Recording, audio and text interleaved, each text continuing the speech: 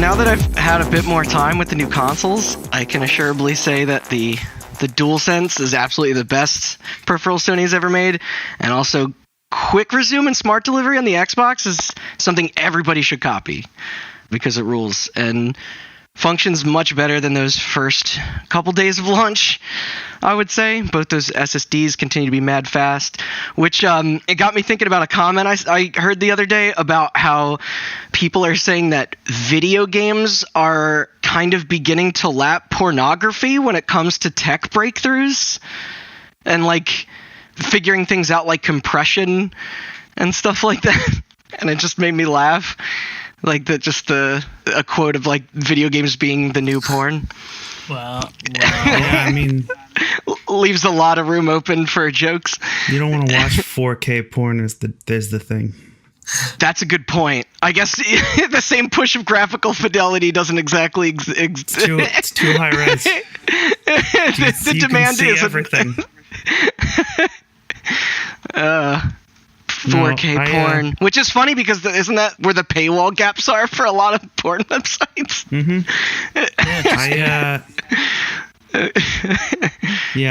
Quick Resume is really cool for 360 games actually, because then it doesn't have to boot the emulator again, which is nice. Yeah, yes. I noticed that when we were messing around with stuff on the One X before the Series X. Though, that still raises the question, I think, about service games, which we talked about before. Oh, yeah. But it's just funny how, like, the study is still out on which one of these things is technically, like, more powerful, because it seems to be going back and forth in certain ways, where it's like this console might look a little better and this one might run a little better, and it's been on, like, a game-by-game basis. It's just... I think it'll be very similar to how it always is, where Sony's whole pitch was their super fast SSD. Yeah. And the problem is that people there's a couple problems, and I don't want to get too technical, but Microsoft's emulation is better. The way Sony handles emulation doesn't allow for games to get as good of improvements as they do on the Series X. And also nobody needs an SSD that fast yet. Oh gosh, you just reminded me of something very funny, by the way, when you were talking about emulation. So the other day when I was talking to Ada, she was asking about my roommate. She was asking about if these consoles still played CDs. Because she was talking, we were reminiscing a little bit about like the PS1 and like original Xbox, like their use of like being audio players, especially the original Xbox, where you could rip shit to the hard drive. Mm-hmm. And I like actually didn't know. Like I didn't know how to answer that. Did you test it? I looked it up. I think they removed CD playback from the PS4. Mm-hmm. The PS1, PS2, and PS3 all had it, but the PS4 did not. So presumably the PS5 doesn't have it as well. But then we were talking about DVDs, where like a lot of these newer consoles, you often have to download an app or add-on to play like Blu-rays and stuff like that. Mm-hmm. But we tried a DVD in the Series S, which apparently can play CDs, but the DVD that we put in did not work. It would just cut to like a black screen, but the PS5 one did. But I think it's just because the Series X was trying to launch it as a Blu-ray and was getting confused. So maybe there's like a separate media player that you have to access. I don't know. X. Series X. Sorry, the Series S doesn't have a disk drive. No, you don't have one.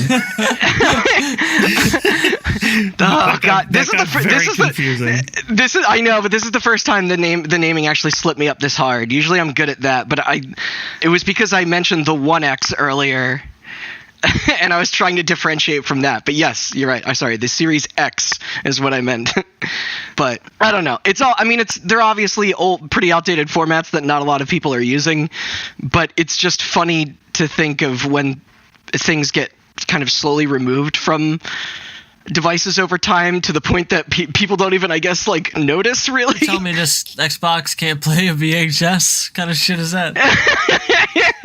I did notice that there wasn't a VHS drive on the new PS5 as well as the Xbox One S. So no, you got to get the the USB attachment, like the HD DVD drive. Yeah, that plays VHS tapes.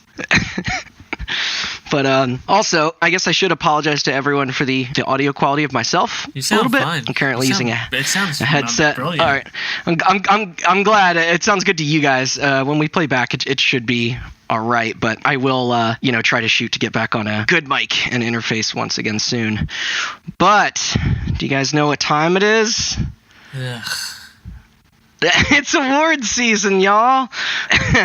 So I think last year I made fun of the Grammys or the Golden Globes for a while before we started, but seeing how that one episode last year quickly turned into 3 after we couldn't stop chatting, I'm just going to say we try and jump faster into it this go around. For those that may not have tuned in during those previous holiday months with us, I am talking about the Game Awards, also called the Keigleys by some, in cheeky reference to their host and producer, Geoff Keighley. It is an annual ceremony celebrating the year in gaming in which nominees and later winners are chosen for various categories, some technical, some artistic, some genre stuff. It was first established officially in 2014, if you discount, I guess, the Spike TV stuff before that, and continues today to be quite the event. There are often major appearances from folks in and outside the industry, musical performances, premieres of new titles. Remember last year, guys, we watched together the Series X was revealed here for the first time. But the part where things like that are shown are typically the most important reason so many people turn it on, probably. That and feel validated for their opinions and get real mad, when they aren't. Some of you guys watch it? Yeah. Yes. But it's always an enjoyable night regardless, and to add a little bit more chaos into the mix, we like to play a little game here on our podcast show for you guys where we will run through all the awards and titles nominated, of course, and each select our personal choices of what we would want to win, but more importantly... Who won last year? You did. I know. I was just clarifying. Yeah. Oh, okay. I thought you forgot. You were just being fucking coy about it. But yes, we all place bets on who we think will win, and then when we tally it up, we find out that Chris knows more than me and Austin ever could. If it's anything like the one time I played fantasy NASCAR, I'll do really good and win the first time, and then the second time come in last place.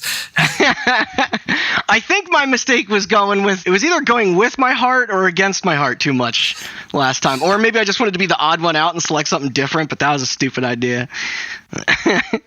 But, if there was money involved, because me and Austin, at least, we profited off the Oscars, so... There you go. That shit's easier to read, somehow an even more worthless award show. So after the ceremony itself airs on December 10th, we will come back and add up our results and glory for, as Chris said, for whoever has the most correct guesses, and humiliation for whoever has the least, which... You didn't get humiliated. Yeah, I was about to say, there was no humiliation.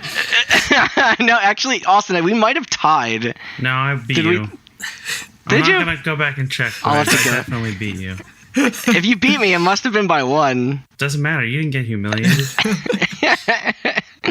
It's not fair. No consequences. I'm going to come over and I just think it was funny because I said a lot of my shit with such confidence after watching the years prior, and I think Chris came out like very far. That's humiliation enough. Is that what you're saying? So yeah, let's see, Chris, if you can do it again. This is Hot Button. I'm Randall Beatrice here with Austin Blakesley and the aforementioned Chris Onatuano. I prefer former Game Awards guessing champion. Oh, sorry. Well, I might have to ask if you could take off your crown just for the evening. Of course. To be among the lesser people. You can put the belt back on, I guess, in a couple weeks now. Now, unfortunately, we do not have the pleasure of being able to all watch the stream under the same roof this year, nor are the awards themselves able to be hosted live in front of a crowd the way they usually are. That and the pandemic obviously had a huge impact on what was actually able to hit their target release dates. Also, Halo Infinite was infamously pushed to next year. Deathloop was pushed to next year. The Medium, Kerbal Space Program 2, Outriders, No More Heroes 3, recently Crossfire X. I think that was a couple days ago. Otherwise, the new consoles made it. Cyberpunk is a tricky one in that it technically is still heading to market before the end of 2020, but it did miss the cutoff, similar to Smash Brothers Ultimate did in 2018. Yeah. Although that did also come, that returned for a Game of the Year nod in 2019, so there's always a chance Cyber could do the same. We'll see. There's that Ubi Not Gods and Monsters. That's still December, right? Immortals Rise of the Phoenix. Dumb name or whatever. Wow. But anyway, let's get into it. We have a whopping 31 categories to place our bids, minus a couple of the esports ones that I don't believe the three of us have much of a personal take on. Yeah, esports, that's the one where everybody stands around and sees how much ecstasy they can take before dying of thirst, right? No, but that would be way better. It's more entertaining. As I said before, the winner of each will be announced on the 10th. It is by a panel of judges from multiple press outlets, but also includes input from those developers in the field, along with everyday followers like you or me. So kind of cool. Without further ado, though, time to get the ball rolling. I am saving the 2 biggest awards for last, by the way. Same as the Oscars. I think we did that last year. But first up, we have a hell of a kickoff. It's Best Narrative for understanding storytelling and narrative development in a game. The first games are 13 Sentinels, Aegis Rim. Aegis Rim. No fucking clue. Final Fantasy VII Remake, as it's known. Ghost of Tsushima. Ghost of Hades. Tsushima. Learn that play in the game. Okay. Hades and The Last of Us Part 2. Okay. Now, Austin, I think you've played the most of these. I have not played 13 Sentinels Aegis Rim. I don't know who has. I looked it up. It seemed very anime, but apparently people are very much into that story. So I guess before we talk about the ones, Austin, that I know me and you did play, I guess do you want to tell us maybe a little bit about Final Fantasy VII and Ghosts? All right, so I'll just start this off by saying that... Also, I think... Sorry, real quick. I know you're very much familiar with the original Final Fantasy VII. Yes. Right, yeah. I played a little bit back in the day. It was a little sort of beyond me at the age of 7 or 8. Chris, you played the original Final Fantasy VII? I did. Yeah? Okay. I'm not trying to say I got a bigger brain. I don't think it was beyond me. It was a little tough. I was also a pretty impatient gamer. I was still kind of exclusively playing action stuff from that area. I don't think Pokemon was the first thing that kind of got me on anything turn-based. I will say, playing a game where you play a group of eco-terrorists, anti-corporate eco-terrorists, at the age of 30 in 2020 just hits different, you know? First things first. All right. They're kind of a steampunk aesthetic, I think, holds up. Yes, too, I will just say... It's pretty cool. Get this out of the way now. My personal pick is Final Fantasy VII. Man, that's wild in a Naughty Dog year, dude. I don't know how we want to do guesses, but I can just say my guess now. For actual? Yeah, I mean, that's fine if you want to go for... By the way, did you beat it, right? Yes. Okay. Chris, did you play any of it or happen to... No. Okay, I played the demo. I enjoyed the demo, but that was all I looked down this list. I've played almost none of these games. If you want to do my game of the year, I played a lot of games this year, just none of these. You didn't get around to Hades yet? No. Oh. I'm gonna gift you that for Christmas, though. I'm just... All right, sorry, Austin, what's your pick and what's your bet? Okay, so... well, you've already said your pick, but... My bet is Last of Us 2. Mm-hmm. So, Final Fantasy VII. I already told this to Randy. I'm going to try my absolute best not to spoil. Yeah, we want to refrain from spoilers a bit, which it's going to be very hard for me to talk about Last of Us as well. This is insanely hard to explain why Final Fantasy VII has a better story than Hades and Last of Us without spoiling it. So the best way I can put it, if you really care... Skip ahead a little bit. I know that's hard to do, but I will try my very best not to spoil anything. So time codes in the show you notes. Would think remake. They might change a couple things. Obviously, it's longer. It's only. I mean, they literally called it that, which is kind of the weirdest thing. Yeah, they but they called it that for a reason. That's the thing. To trick you. Yes. Well, yes and no. So. The story of Final Fantasy VII's remake is the same as the story of Final Fantasy VII, except you are not playing. Oh, that's a spoiler. Fuck. It's not the same story, and that is the narrative. The fact that you are not playing the exact same story as Final Fantasy VII is built into the narrative. It's not just them hand-waving it away and being like, times have changed, we're improving the narrative. There is literally a narrative reason within the canon as to why you are not playing the same game. Huh. It's funny because I think that's something that you would probably more commonly like see in maybe a remake of a movie that was being modernized, but game remakes don't typically do anything like that. I mean, were people divided on that? Like, did that end up being... I don't think so. They did such a good job with it that I think everybody who liked Final Fantasy VII is pretty on board. Okay. I mean, I know they explored certain characters much deeper since it's just they had more time and I guess for those early areas because... Yeah, and it also makes a lot of sense as to why it ends when it does, and it is part 1. Yeah, which obviously I'm not going to make the same jokes that everybody else already does, but I mean, like, do we know how many pieces the rest of that story is going to be? Or not at all. When it's coming? I'll tell you this much. Nobody knows because... Again, within the canon of the game, anything is possible. I'll just say that. Weird. They do not have to stick to Final Fantasy VII's story whatsoever anymore. And that is the reason... If the next one doesn't have remake in the name. Without spoiling it any more than that, that is why it is my personal pick. All right. Here's the last thing I'll say about Final Fantasy VII, because it's going to come up a lot, but we can skip this whole conversation. No, it's fine. I knew that these first couple categories were going to be probably the most... You know what? I'll save the rest of my thing about Final Fantasy for the Game of the Year discussion. Okay. But moving on to Ghost of Tsushima, that game's a video game. And it's a good one. that was kind of the vibe I got. It's like... Which is maybe what people were looking for this year, but... It's like Assassin's Creed if it was made competently. That's the best I can put it. But again, we'll get to that in Game of the Year. Specifically for narrative, I don't particularly know why this was nominated. Yeah, I don't remember that being the thing that everybody was like... Except for the fact that it is very... Kurosawa.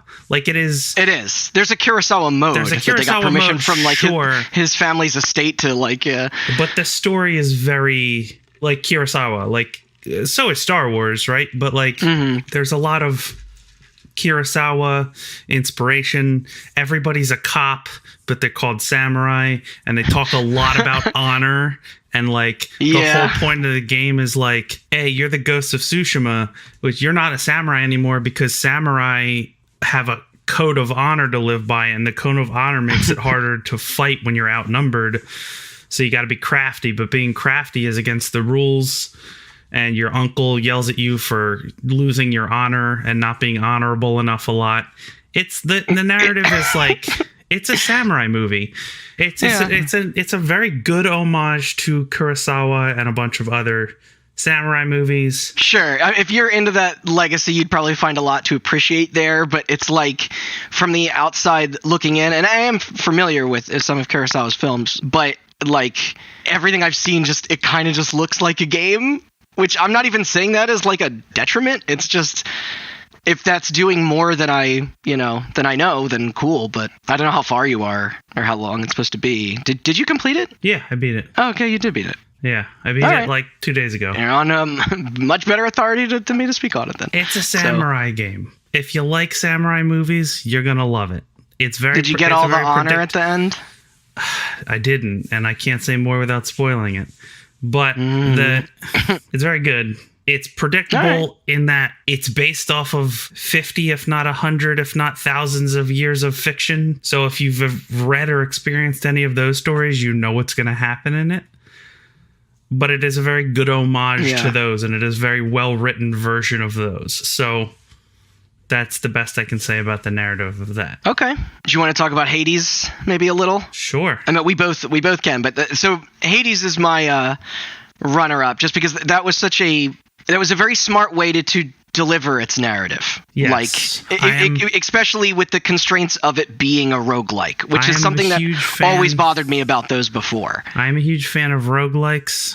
Never has one delivered a story this well. For sure. It is the best a story will, I think, ever be delivered in a roguelike, but still, I think those constraints, at least from a narrative perspective, hold it back from winning this category. Yeah, I mean, it's much more character-focused than, like, there is a through line, and the through line is simple and effective, but I think a lot of the, probably what led to it earning its position in this category was the idea that you're kind of forming relationships with all these different characters and understanding their motivations, and you kind of almost insert yourself into it a little bit. There's kind of a role play aspect and kind of, and with sort of who you want to prioritize knowing more about.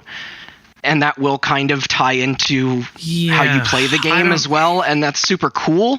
But I don't know if that's like... I will say... I wouldn't say that... The category here on the website says outstanding storytelling and narrative development in the game. It is innovative in the way it delivered its narrative. And very innovative in the way it builds its characters. But I still think that narrative kept me going in that game. But as a cohesive whole, Hades is amazing. But I think if I'm going to give a nod to either Final Fantasy VII or Last of Us over Hades, it's going to be here. Right. I'll say that. I mean, here's the thing. My pick is Last of Us 2.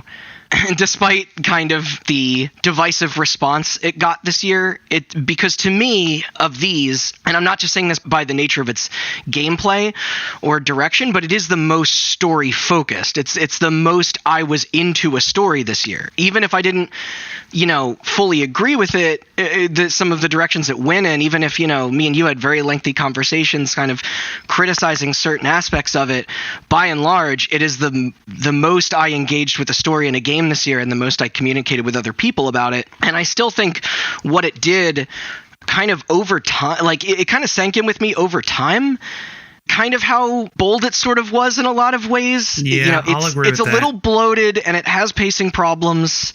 I think when it came out, I was comparing it to, I would say from like I'm trying to think of like from almost like a visual arc perspective. The first game is much more like a movie in how it moves, and this one is much more like a TV show, like multiple seasons of a TV show, because I don't think this is spoiling anything. The story is non-linear, which is super interesting. Not a lot of games do things like that, like the jump around and see other perspectives and stuff, and it's still a very directed experience. You're not changing the outcome of the story, but like how you kind of interpret it can be sort of up to you. And I don't know, I think there's something to like commend with that, and that it's like it stuck with me because I was a little, when I first completed it, I guess I hate to use the word disappointed because that's so harsh, but that's just because of how much people like me and you think so highly of that first game. Sure. And its DLC, that it's a very hard, it's the bar was set extremely high. But BioShock Infinite and Last of Us 1 are in my top 5 video games of all time. Yeah. And I for sure... They're in my top 10 too. You told me to guess at the beginning of this year, I for sure would have been like, best narrative? It's easily going to be Last of Us. But then Final Fantasy VII had to go and pull a BioShock Infinite. So I just... Yeah, there are issues with the pacing and delivering of the narrative in Last of Us. I agree with you the more I think about it, the more I enjoyed it, the more I like it. Certain things stand out more, I should say. Like, the effectiveness of its themes can kind of, like, we go back and forth on that.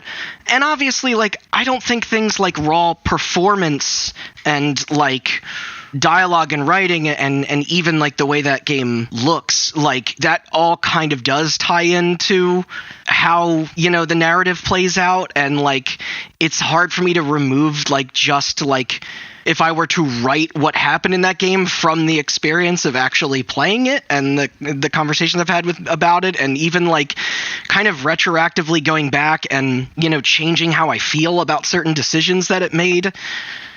But it's still a hell of a game, and it doesn't, or I should say hell of a story. We could get into the game part of this much later, but it recontextualizes some things from the first game that I don't totally agree with. But I can remember the names of all of those characters and, you know, what they meant, and that's powerful. But honestly, I think I would place my bet on Final Fantasy. Okay, so we're going opposites then. Well, yeah, like, because I am picking Last of Us, but people reacted to that Final Fantasy VII retelling of that story the same way that, you know, people like me did when the Resident Evil like remakes and stuff were coming out. Like even though they don't subvert and change the narrative aspects of those games, I think it's like people I know that never played Final Fantasy VII and people who consider Final Fantasy VII like the game of their childhood seemed pretty unanimous on being like surprised and satisfied. Mm-hmm. So that's a good way to put it. All right. Yeah, sorry, we can move on. I knew that was going to be a longer one. The rest of these will be a little quicker. But Chris, what it would be very funny just best narrative for me this year. Horizon Zero Dawn got me real good, dude. 2017, sir. Oh yeah. No, sorry, I'm kidding. That's a great game. Honestly, I don't know. Yeah. I feel at a loss here, having played probably one game on this entire list. I honestly have no idea. Let me ask you this then. What do you think interests you the most, or what do you think like had the most maybe positive response? Like it would be because you could technically bet whatever and still win. A very negative response. I don't like classic games being milked for, you know, new content. Oh, but like, it's not milked though. Yeah, I don't know. I don't like that. I don't like that at all. And Last of Us, I don't know. It was good. The first one was good. The first one's very good. I guess I'll bet on. You could be that first one. Yeah, give me that first one. 13 Sentinels. I'll take that game. Okay. It should have its day. He's going to be our wild card for the rest of this. It's going to be very funny when he wins. He's going to win again because he's just going to guess the one that we haven't played. Yeah, because he bet on Sekiro last year, and me and you were like, and then it won, so... I've since played even more of that game, and I stand by it. That game's incredible. No, we weren't talking shit on it. It was just what it was up against. I will. Yeah, you know what? I will. I've been watching my roommate play through Bloodborne. Sekiro is a shadow of the rest of those games. I'll say it. Oh, no. It pales in comparison to Bloodborne and DS3 and 1. That was the Leo winning for Revenant of the Game Awards. We're like, all right, fine, From Software. We'll give you Game of the Year retroactively. This is not really for Sekiro. It's for Bloodborne, Demon Souls, and all 3 Dark Souls games. Or, 1 and 3. Everyone was too split on everything else. Yeah. So second category might also be my other favorite. Best Art Direction. Okay. For understanding creative and or technical achievement in artistic design and animation. That last part will make this tough for me. Okay, here's the thing. These 5... which I guess read them off first, and then we'll talk. Okay, yeah. So we got Final Fantasy VII Remake, Ghost of Tsushima. Again, wait, Tsushima. I want to make sure I get this right.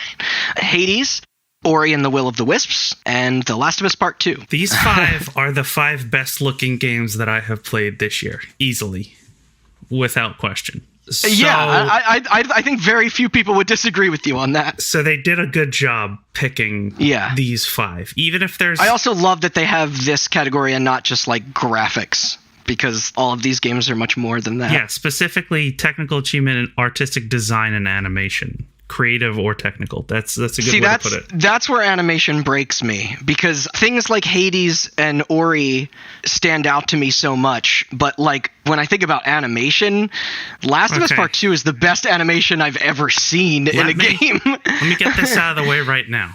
Okay. Final Fantasy VII is beautiful. However, to go off of Chris's point, it is milking nostalgia.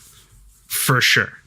It is a very beautiful version of a very old game, and Final Fantasy VII has some dope-ass cyberpunk art, and there's a My Bloody Valentine reference in it still, and all of those... the Loveless poster's still there. All of those things are absolutely gorgeous and beautiful, but I'm going to go ahead and disqualify it in my own head from there, just because it is an update to existing source material. So as far as art direction and in terms of animation, it is very good, but it is not nearly as well animated as these other 4 either.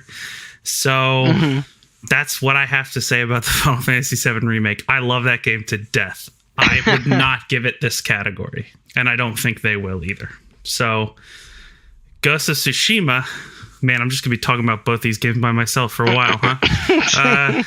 Ghost of Tsushima is absolutely beautiful. I like its color palette, which makes it all the funnier that has a black and white mode to be like a Kurosawa film. Yes, the particle effects of all like the leaves flowing and the fact that the wind blows and shows you where to go to your objective, and you can see the leaves flowing and the grass and the water and the fucking Japanese architecture and everything.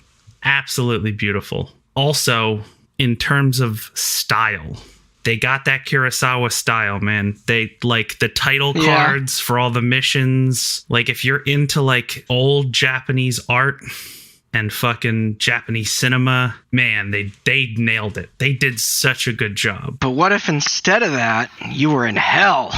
So I'm talking about Doom Eternal. This is going to be a hard fucking category, man. Doom Eternal, actually. Okay, a game I have played. Yeah, Doom Eternal actually is kind of a little bit of a shout out. That game has really cool like art direction, like the design, the enemy designs and the environments. Like also, we'll preface it right now because we didn't with narrative. None of us can afford a VR, so none of us have played Half-Life Alyx. Well, we haven't gotten to where that game has been nominated yet. I know, but if we're talking about snubs and you're going to get mad at us that we didn't say that Half-Life Alyx got snubbed for any category, that's why. This is what they snubbed. Yeah. But I know, but like since you're bringing up Doom Eternal, like shout out to Doom Eternal. Sure. I mean, Doom Eternal kind of got its I know. We're dues elsewhere in a way that's... We're not going to shout out Half-Life Alyx. I'm just prefacing anybody who's played it now. Yeah, and it has nothing to do with the quality of the game. It has everything to do with the fact that all of us are poor and don't have spaces to play VR. I don't even think all of the judges were able to play Half-Life Alyx. Yeah. So, but okay, so Hades art direction. That game is horny as shit, and hell yeah, and I love it. Okay, so you can go off on Hades for a second. I'm just gonna get Ori out of the way real quick. I barely know what to say about Hades other than it's like, this is purdy. Yeah. You know, like it's just fucking great looking. Ori and Hades are obviously the two 2D contenders in the art direction category here. Mm-hmm. And Ori is just more Ori. It's absolutely gorgeous. Sure, and it is iterating on something, yeah. But if you showed me a screenshot right now from Ori and the Will of the Wisps, or Ori and the forest... The first one, whatever the fuck it's called. I don't know. You love that game. Forest. Ori and the Blind Forest. Thank you. Yes. I would be able to tell you which one is from which game. It looks the same, and I know that that's not how award shows work, but if I'm going to give it to a 2D game for art direction, it is absolutely going to be Hades. Hades is great, and it's got that Hades super is my that super giant charm. Yeah. I mean, Hades is my pick with a bullet, just because it's like from second one of getting into that game, like I was really blown away by just it's gorgeous. But it's gorgeous and it's charming and it's funny. I almost wanted to choose as my bet as Ori as kind of a dark horse. Okay. But I don't know if as many people played it. That game also came out on the same day as... Did it come out on the same day as Doom Eternal and Animal Crossing? No, it was like a week before. But oh, okay. All right. Well, Hades is my guess as to what they're going to pick. Okay. My pick is Hades. I'm going to place my bet on Ori, which probably isn't the best decision, but fuck it. I don't need the crown that bad. All right. Well, Last of Us. Got anything to say about Last of Us? It's another Naughty Dog game. They're really good at making people look real.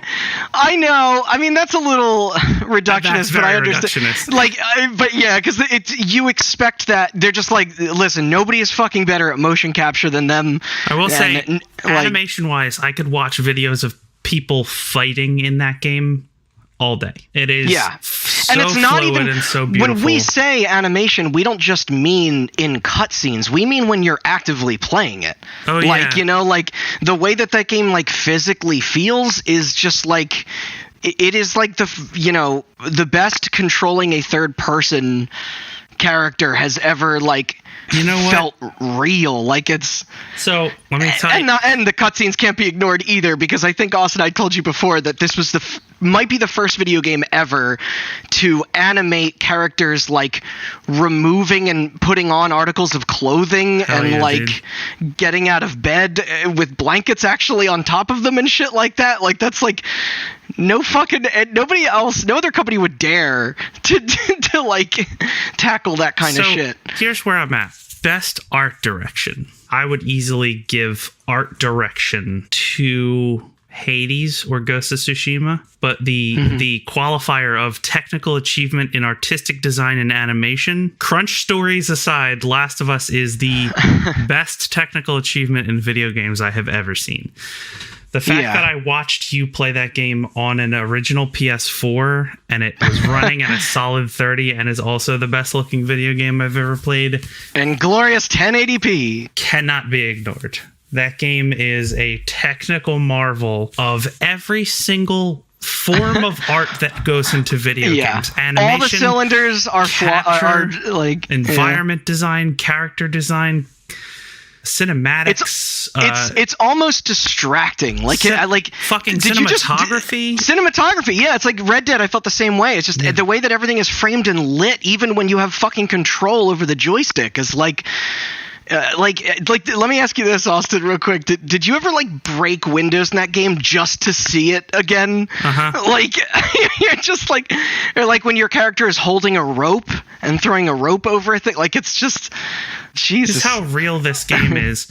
So I was playing it in not to brag, but I was playing when it rains and in 4K. She'll put her hood up and like dry her ponytail off with HDR, and the graphics were so real that I had to turn HDR off because it was too dark on purpose, because you're in the dark,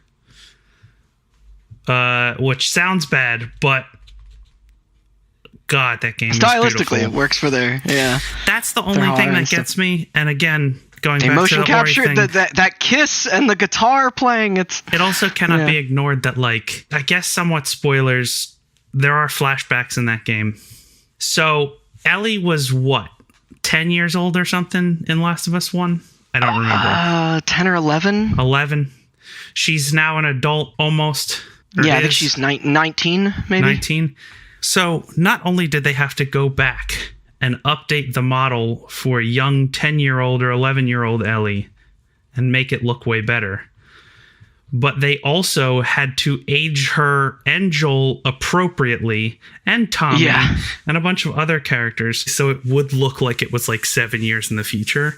And it is incredible. And they all animate differently. Yes. You know, and the way that their clothing reacts to their body is different. Like, it's, you know, like, I assume the majority of people probably even, like, playing this game might not even notice those sort of things, but it's... Yeah, doesn't get past us. So I'm gonna say oh God, we got to move on. We do have to move on. All right, I'm gonna pick Last of Us for my personal pick. Okay. Just know that it was like solid. I was like, if you had pressured me at a different second in time, I might have said Hades or Ghost of Tsushima. So shout outs to both of them. Absolutely phenomenal year for art direction, I would say, in a year that, you know, there's no losers in this category. Yes, I don't think anybody would be angry at. No, none of these will make me mad if they win. I'll say that. They are all beautiful, phenomenal games in different ways too. That's all 5 of them are beautiful in different ways. That's the thing. Yeah, it's kind of cool that they're all up against each other and completely irrespective of their like genre or setting. Or yeah, sure, it's cool. I love it. All right, Chris. Sorry. Yeah, Chris, what do you think? I've decided to shift my strategy, and I'm going to try and guess every single one wrong. Oh, all right, that's fun. Hold on. So 13 Sentinels for narrative was you trying to guess correctly? It was a guess. He closed his eyes, threw a dart, and then... I'm going to try and not get a single one right. Arguably just as challenging, and will also award me an award I just came up with called the anti-winner, where I will be a winner in my own right. Okay. You still get to wear the same crown. Same crown, and double prize money. You have to wear the crown upside down, though. Come up with a new title, Zinc Saucier. So I'm gonna pick what I think is going to not get the award. I believe this Last of Us. They love games where people cry. Final Fantasy. Half the people do. The other half hate them. Hades is indie enough to where somebody might pick it. All right, I think Ori and the Will of the Wisps is the least likely to be chosen. Right, that's what Randy also guessed. So no, I'm changing mine to Hades. You can't do that. Yeah, I can. Why not? God damn it. You didn't write it down yet. Cross it out. No, I mean you guessed. I thought you were gonna choose Hades. So all right, I did guess Hades. Oh, okay. Your pick was Last of Us. Yes. All right. Well, screw it. I'm going with Hades. Okay. For my bet. All right, let's do score. Chris is going to Ori's. Yeah. Score all right. So I love these so far. So best score in music for outstanding music, inclusive of score, original song, and/or licensed soundtrack. Again, an interesting final note there. The nominees are Doom Eternal, Final Fantasy VII Remake, cheating, Hades, Ori and the Will of the Wisps, and Last of Us Part 2. A lot of interesting variety in all the categories. I mean, these games do cover a lot of bases, but I know what you mean. I mean, if they're saying licensed soundtrack, then fucking shout out to Tony Hawk's Pro Skater 1 and 2 and Skater XL. But Austin, you want to go first? All right. I resent calling... I know you haven't played it. I resent Final Fantasy VII Remake being called cheating, but also you're correct. It's not the same music. It's all remixed and redone, and it is remixed in cool ways. Sure. Yeah. I mean, but it's like, I remember, I think last year we made a joke that every year, like, or something, like if Smash Brothers is like an unfair thing to nominate for this, which is why they don't do it, because it just has all video game music rearranged and performed. Let me ask you this. Is Doom Eternal cheating? No, that's a new score. It's not. They reuse a lot of music. They reuse some, but like I'm pretty sure Mick Gordon. No, but Mick Gordon composed like a whole new like. So did Nobuo hold on. Those people. Fair enough. All right. Also, by the way, I forgot to check my notes because I wrote down these little notes, and I had a little blip in here that said honorary for worst art direction was the 13 remake. Because of the changes they made, but yes. It just made me laugh. I mean, do we want to mention anything about the controversy surrounding Mick Gordon and they had a disagreement. He will no longer be working on Doom. That's pretty much all you have to know. But also, I think even the way that the music itself in the game was like mixed, right? And he didn't have anything to do with that. Yeah. Yeah, because people did complain about the mixing and the music, and he said that was a change that was made after he was done working on it, and he wasn't happy about it either. Because he's a sound engineer, like he knows his shit. Yeah. So is Last of Us still? Last of Us 2 is the same composer as 1, right? It's the guy that like hand makes all his own instruments. Yeah, Gustavo Santaolalla or whatever. Yeah, it says it right there. Yeah, that game also had "Take On Me" in it. It was beautiful. It did. It had a lot of musical moments. Yeah. There was also a controversy in that game where they stole a cover of a New Wave song. What was that New Order song? Oh shit. Fuck. I'm so upset that I. Wow, some New Order fan you are. True Faith. True Faith. Yeah. God damn it. It was on the tip of my tongue. So, like, here's... Well, we'll make this one a little quicker. I mean, what do you think? Okay, here's the thing. Doom Eternal is more Mick Gordon doing Doom music, which is phenomenal. Which is great. Yeah, I mean, of these, it's the one I enjoyed the most. Final Fantasy VII Remake is a bunch of people who work on Final Fantasy remixing old Final Fantasy songs. They're all good, but Hades is more Darren Korb doing Darren Korb. Ass. Yeah. Ori and the Will of the Wisps is more Gareth Coker doing Ori music, and Last of Us is more Gustavo Santaolalla doing Last of Us music. So all of these have some basis in something that I loved. I'm going to go with Darren Korb for both. Okay. So I'm going to go solid. Hades for both. Because I think I think that the Hades music is incredible. It is. I still don't think it's his best soundtrack. I still think Transistor is better. Yeah, I agree. But a lot of the original songs... I haven't listened to the music outside of the context of the game yet like I did Transistor. Mm-hmm. But, yeah. My pick is Doom Eternal just because I have such a soft spot for that type of music being ubiquitously tied with that kind of gameplay and visuals, just the speed of it.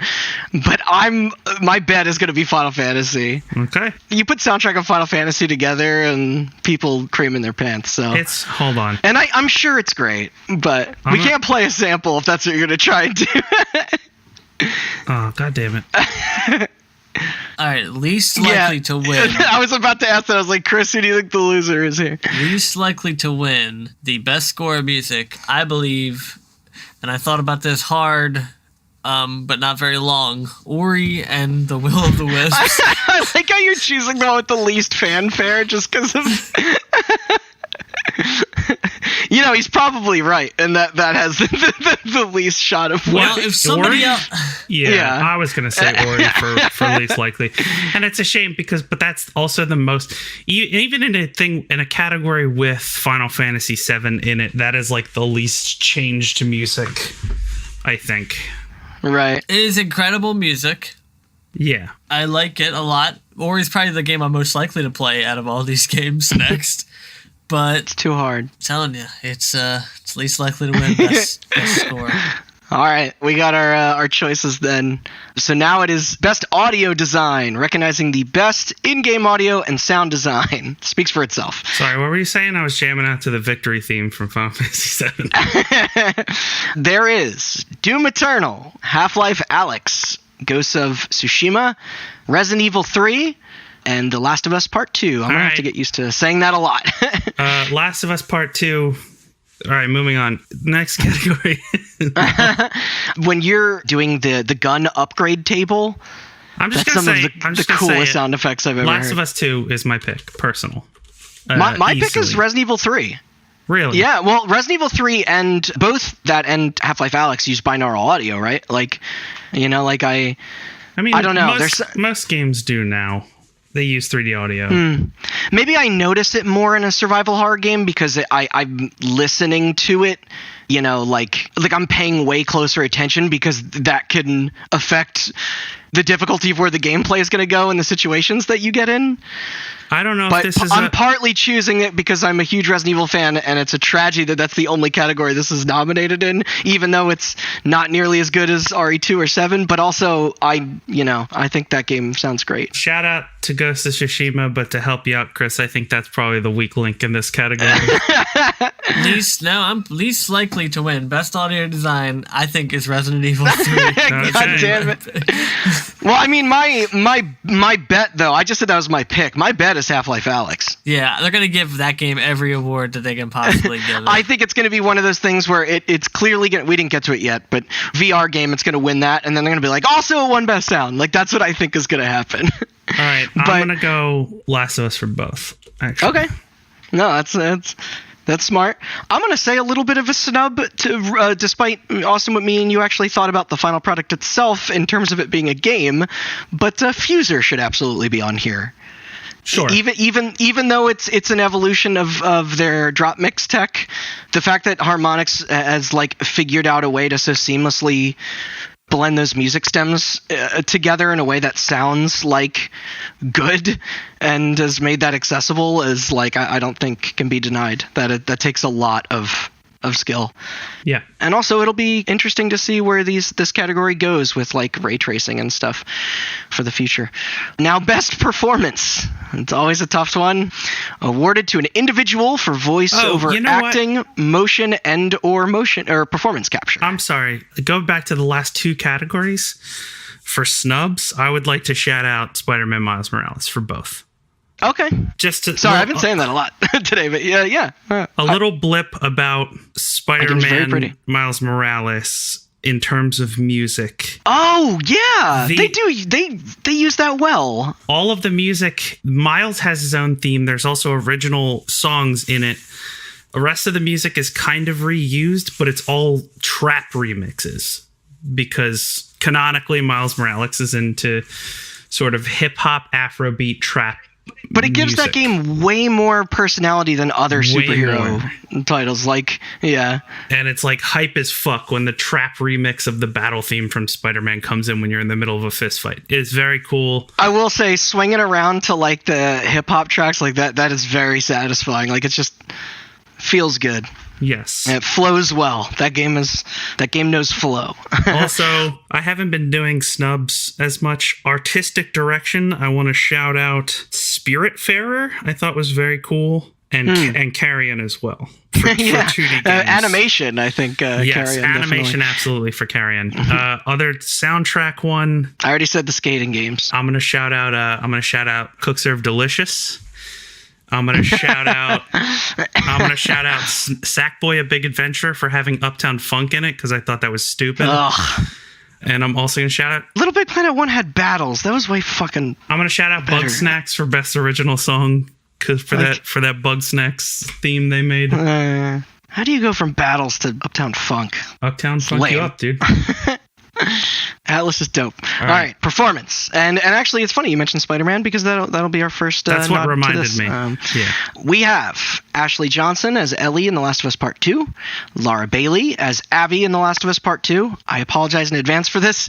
Daisuke Tsuji as Jin Sakai in Ghost of Tsushima, Logan Cunningham as Hades in Hades, which he voices multiple characters in that game, but I guess that was the one I wanted to go with, and Najee Jeter, is that how I pronounce it? As Miles Morales in Spider-Man Miles Morales. All right, I'm sure we all have a lot of snubs. Yeah, well, let's do our pick. All right, let me get Tsushima out of the way. This guy is very good, again, at doing honorable samurai. I think he did a phenomenal job given it sucks. I think he did a phenomenal job with the source material he was given. And I think that it is unfair of me to say this when he is going up against these other four. Samurais talk boring, dude. I know, but he did such a good job. Also, shout out to everybody in Ghost of Tsushima for both audio design and performance because the cast, everybody in that game is multilingual, and the cast did the entirety of the game in both English and Japanese. It's the same cast. Wait, really? Yes. That's awesome. That is awesome. Really cool. I didn't know about that. And the performances in Japanese, I am obviously nowhere near equipped to judge them, but they sound very good for what I've seen. It's a shame they went through the work for all that, but couldn't get the lip syncing right. Like, that's a bummer. Yeah. At least I know he did, I should say. I'm not 100% positive, but I think a lot of the cast did do their voices in both. And that still makes it stand out a bit. I know for a fact that he did Jin Sakai in both English and Japanese, and they are both very good performances. Dude, bilingual people are awesome. I wish I could speak a foreign language. Also, shout out to Najee Jeter, who is, I should say, blasphemous, my personal pick, Miles Morales, because he is also multilingual. Miles is half Hispanic and half black, and I have a couple family... They worked that into his character as well. Yes, I have a couple family members who are also Hispanic and multilingual, and... Frankie rules. The way he transitions naturally mid-sentence from Spanish to English... like saying te amo instead of I love you in the middle of speaking a full English sentence and stuff like that. No, it's very authentic. And very authentic, very natural. And also the entire voice cast of Miles Morales is very good. Shout out specifically to Miles' mom in that game. I don't remember the woman's name who played Rio Morales, but she is very good in that game. From what I saw, that game seemed very respectful to its the culture and everything.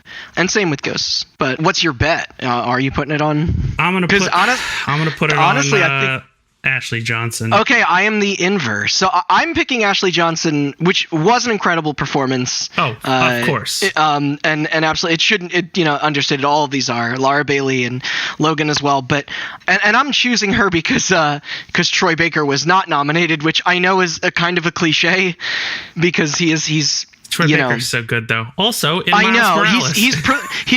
He's prolific for. Wait, who's in Miles Morales? He is the him and Laura Bailey are both in Miles Morales. Laura Bailey is one of the villains, and Troy Baker is the other villain. Okay. Yeah. I mean, people like Troy Baker and Nolan North are chosen often for a reason. It's because they're incredibly fucking good at their job. Mm-hmm. But honestly, I believe this might be Troy's best performance. And it's funny because he is Joel is not, I should say, like a huge part of Last of Us 2. He is not all over that game in the same way that Ashley and Lara are, but I think every scene that he's in is so incredibly just effective and moving. Yes, he is great. Also, I'm gonna say Logan Cunningham, great as Hades. I would pick a lot of other people in that game. Yes, I mean, Darren Korb does Zagreus and Skelly, right? Yeah, Zagreus is incredible. Yes, Greg Kasavin, my crush. The owner of Supergiant and also writer of the game. He does what's his face? He's kind of a dick, but I grew to like him. The ferryman or whatever his name is. Yeah, these names. Avalon Penrose does Meg, and I think she's great. Who does Hot Goth Mom? I can't remember. Nyx? Yeah, I forget. I know Ashley Barrett, who is the singer that sings all the songs on the soundtrack, is also... Who's Dusa? She's also the... what's her face? God, I can't remember anybody's name. Okay. I know. Darren Korb is Zagreus and Skelly. Nyx is Jamie Landrum, who also does Artemis. Right. Yeah, there's a lot of shared characters here. There's a lot of... Hypnos is Greg Kasavin. Yes, that's what it was. There's a dog... a dog named Solo. Shout out to Solo. He does Cerberus. Wait, Solo does Cerberus? Yeah. Oh, that's wonderful. Mm-hmm. I was going to say other games, I would be remiss. Even Andrew brought this up if I didn't mention Jill Valentine's actress, Nicole Tompkins. She's great in the RE3 remake. I was actually surprised not to see, I think her name's Sandra Sad, the Captain Marvel. Yes, from the, it's like the one thing about that game that I heard people super positive on was her. If I'm gonna shout out Avengers for anything, Nolan North does a very good job as Iron Man. Troy's in that as well, right? Travis Willingham does a very good job as Thor. And Laura Bailey. Troy does a very good job. Troy Baker does a very good job as Bruce Banner / the Hulk. To the point where, like, they did the right way to do the Hulk, which is to make Bruce Banner the character, not the Hulk. Yeah, absolutely. I mean, that's the MCU figured that out as well as time went on. And Laura Bailey as Black Widow also, and Ashley Birch is going to be added to the game as the female Hawkeye. Why can't I remember her name? Didn't they delay that character? They did. Okay. But yeah, shout out to the lady who plays Miss Marvel. Kamala Khan, because she is very good. Before we get to Chris's wild card guesses, I'd also like to point out the cast of Little Hope. I don't know all their names. I know the kid from We're the Millers and Midsommar was who I played. But they were all very good. The right amount of camp and cheese, I think. Yes. Which is, shouldn't be understated. That stuff's fun. All right. Well, what was your guess? Mine was the inverse of yours, because my pick was Ashley, but I actually bet on Jeter. Okay. But all right. And Chris, what's your anti-pick? This is not least likely to win. It's unlikely to win, because I don't want to say least likely to win. That's got a negative I'm editing as we go along. Okay. That's got a very negative connotation. I don't want to put anybody down. No, that's fair. That's fair. Least unlikely to win, I think, is Logan Cunningham as Hades. Okay. I don't know, that bassy like reverb that he has in his voice is... I'm just going off of what else is most likely going to win in my the popular picks. I almost would have said Lara, sadly, might be the least just because of her character, not because of her performance with Abby. So yeah, that performance is always a rough category with how few entries are allowed. They do need a best full cast one or something like the SAG Awards, Yeah. But going on to, this is more of an odd award next, called Games for Impact, or for a thought-provoking game with a pro-social message. There's If Found, I'm not sure about that one, Kentucky Route Zero TV edition, Spiritfarer, Tell Me Why, and Through the Darkest of Times. Not familiar with that one either. Yeah, so what do you think, Austin? The only ones I've played are Spiritfarer and Tell Me Why. I've played Kentucky Route Zero and Tell Me Why. Well, Kentucky Route Zero is a little bit more complicated, but I'll get to that after you. I just want to quickly shout out Bug Snacks. Bug Snacks, you may all know as the meme game where you play as the Muppet-looking people that eat strawberries that crawl and then their arms turn to strawberries. I heard that final act gets very weird. Without getting too spoilery, that game is actually all about personal failure and regret and depression. And I think that they do so bizarre. A very good job at tackling those issues. And it goes in line with them, Young Horses, because Octodad was a very similar where it's like, you're an octopus trying to be human, but the end of the game is kind of touching, where the whole message is about like owning up to who you are and being yourself and being okay with who you are. What does it mean to be a father? Yeah, sure. So an Octodad. Tell Me Why is tricky. I only played the first episode. I think you played more than me.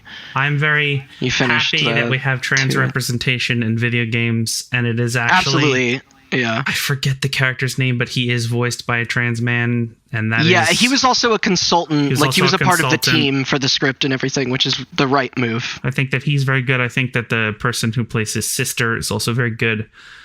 Yeah, his performance as well. I almost think that this is going to sound a little shitty, maybe, but I think that game being like this sort of weird Life is Strange style supernatural murder mystery game kind of takes away from that representation a little bit. I mean, it's funny. I think I've talked about before how like every Life is Strange type project since the first one and maybe a little bit of the prequel spinoff like has yet to affect me the way that first game did, or that those did. Like Spiritfarer is adorable. You play the ferryman to the underworld and you are ferrying lost souls, and it is a game all about death. I did not get far enough into it to make a full-on judgment of it. It's funny because that game's my bet just on the sheer response to it, but okay, well let's too cute for me. Let's just get into it, unless you want to go on your rant about Kentucky Route Zero. For those who don't know, Kentucky Route Zero, I believe, was crowdfunded. It was episodic. Those episodes have been coming out since I think 2012 or 2013. After years of being silent, they finally packaged them all together with their finale, and then I think that it released in like January, which by then I long moved on from the first 2 or 3 episodes that I played, and that game has an aesthetic. It's very David Lynchian, which I think works in a lot of ways. It's absolutely intriguing, and I was into it, but like it's a little hard for me to shake the pretentiousness and obtuseness of it. It's very avant-garde, and I think there is a lot of people maybe reading a little more into it than I think it deserves. But I don't know. I'm torn on that. But I also have a little bit of chip on my shoulder when it comes to things that are overly precious or saccharine, like Tell Me Why or Spiritfarer. Which is funny. Like you mentioned, one of your shout-outs being Bug Snacks. Like I think something like Last of Us should be here, even if it's not what you would associate with the rest of these categories. That game also, I think, respectfully handles trans representation and also like themes of guilt and stuff like that, and in a way that at least moved me. But sure, I think that AAA. The game, it's not. And it's not the category for AAA. It's also like minds. No, it's not. And I'm not saying that the pro social meshes is necessarily at the forefront of it. But I guess my pick of these that I've actively engaged with would be Tell Me Why, just because like it seemed very effective at what it was doing. Yeah, my personal pick is also going to be Tell Me Why, just because the mystery element of it was also still there in a way that propelled me enough. But having a trans character in a game and kind of covering their struggle does seem like a good pro-social message. Yeah, so for sure. My guess is Kentucky Route Zero, because it's an award show and it's pretentious as shit. So, all right, sorry, my bet is Spiritfarer. Sorry if you like Kentucky Route Zero. I haven't played it, but from what the music is cool. From what Randy tells me, it seems very pretentious, and award shows love pretension. Okay, so Chris, what's your pick? Also, apologies to Through the Darkest of Times and Infound. I don't know what those are. And hey, maybe this award show will kind of give them like. Yeah, I'll probably go check out at least what they are. Yeah, it's cool to see them to get their recognition in a way that maybe more people will discover them, but I can't say that they ever made it to my wheelhouse. I don't know. I feel like saying which one is unlikely to win here is a surefire way for me to lose. So I'm going to choose to pick none of them, and that way I cannot lose in my own challenge. You want to know what's funny? I think you might have done that last year and still won, like for the same exact category. Yeah, we're not picking anything. Right. So you hate them all. Got it. By the way, looking at the nominees for this next category is like the complete opposite. We're going to pivot very hard here. Yeah. Best Ongoing, awarded to a game for outstanding development of ongoing content that evolves the player experience over time. Apex Legends, Destiny 2, Call of Duty Warzone, Fortnite, and No Man's Sky. The story of that thing continues to be just so crazy to me. What do you think, Austin?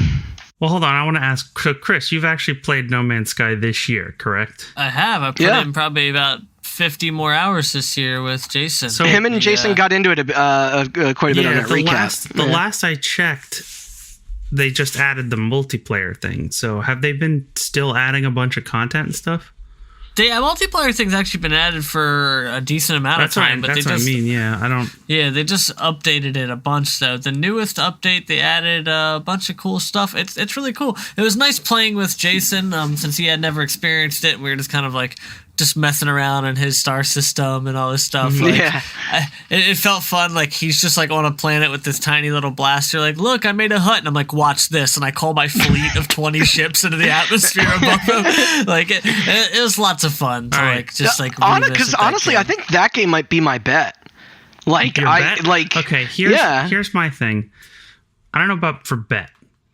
But that is absolutely my personal pick because that is the only one of these 5 that has no financial incentive to keep adding shit. That's a very good point, actually. All the rest of these have to because they're games as services. No Man's Sky kind of is, but also you don't pay a subscription. There's no battle pass. So I mean, yeah, you're right. It is the least exploitive. It is just there's a lot of good faith in that game continuing to be what people want it to be. Because my pick is Warzone just because of these that is what I played this year and enjoyed, frankly. Quite frankly, great. much more than Modern Warfare that I was attached to. But also Warzone is the only game on here that released this year. Which is kind of odd. Even the new COD's not on here. But I do hate battle passes, which is why I'm picking No Man's Sky. Or I'm betting on No Man's Sky. Okay. My pick is Call of Duty. My pick is going to be Fortnite because they added Marvel shit to it this year. That's my reasoning. They've added Marvel shit to that fucking before. Yeah, they did it again. Star Wars shit. Yeah, did they? Is Thanos' glove in it or something? No, that was from before. Now Wolverine and Storm and shit are in it. And I guess we should call out fucking Rainbow Six Siege as well. Yes, Rainbow Six Siege, ongoing. Yeah, it is the one game year to year I'm motivated still to get their season pass because I just think that their new characters are always interesting and their events are always fun. It always gets us all to log on. And also, I guess I know, Chris, you've been actively playing ESO. As far as ongoing games go, that's Yes. Oh, no, this game's incredible. Yeah. It's growing all the time. Yeah. I mean, just from what Jason and you have told me, I would say that's a I think it's still number 3. It's just, right behind Final Fantasy and WoW. But it's why are those games not on the list? Maybe that You're right. That actually is very true. It's sort of shocking, now that you mentioned it, to not see, That's stuff on There's got to here. be something behind that, something behind excluding MMOs from the list. Maybe it's because they're designed for longevity. Sure. Oh yeah, like from the beginning, that's kind of what you expect. Like, yeah, it's not like nobody builds an MMO to be like, all right, you play it for 20 hours and then goodbye. Like everybody's intention is for you to play it forever. That's a good point. So now it's best indie, which will only get more confusing over time. What's your guess? Oh yeah, sorry, I'm sorry for that. This is a tough one. Mm-hmm. What's least likely or what's unlikely? Apex is probably unlikely. I was about to say that, but unlikely, I would say Destiny, simply because they just removed a bunch. They just removed all of the stuff from it, and what they added was just the same recycled skins again. Yeah. Surprise.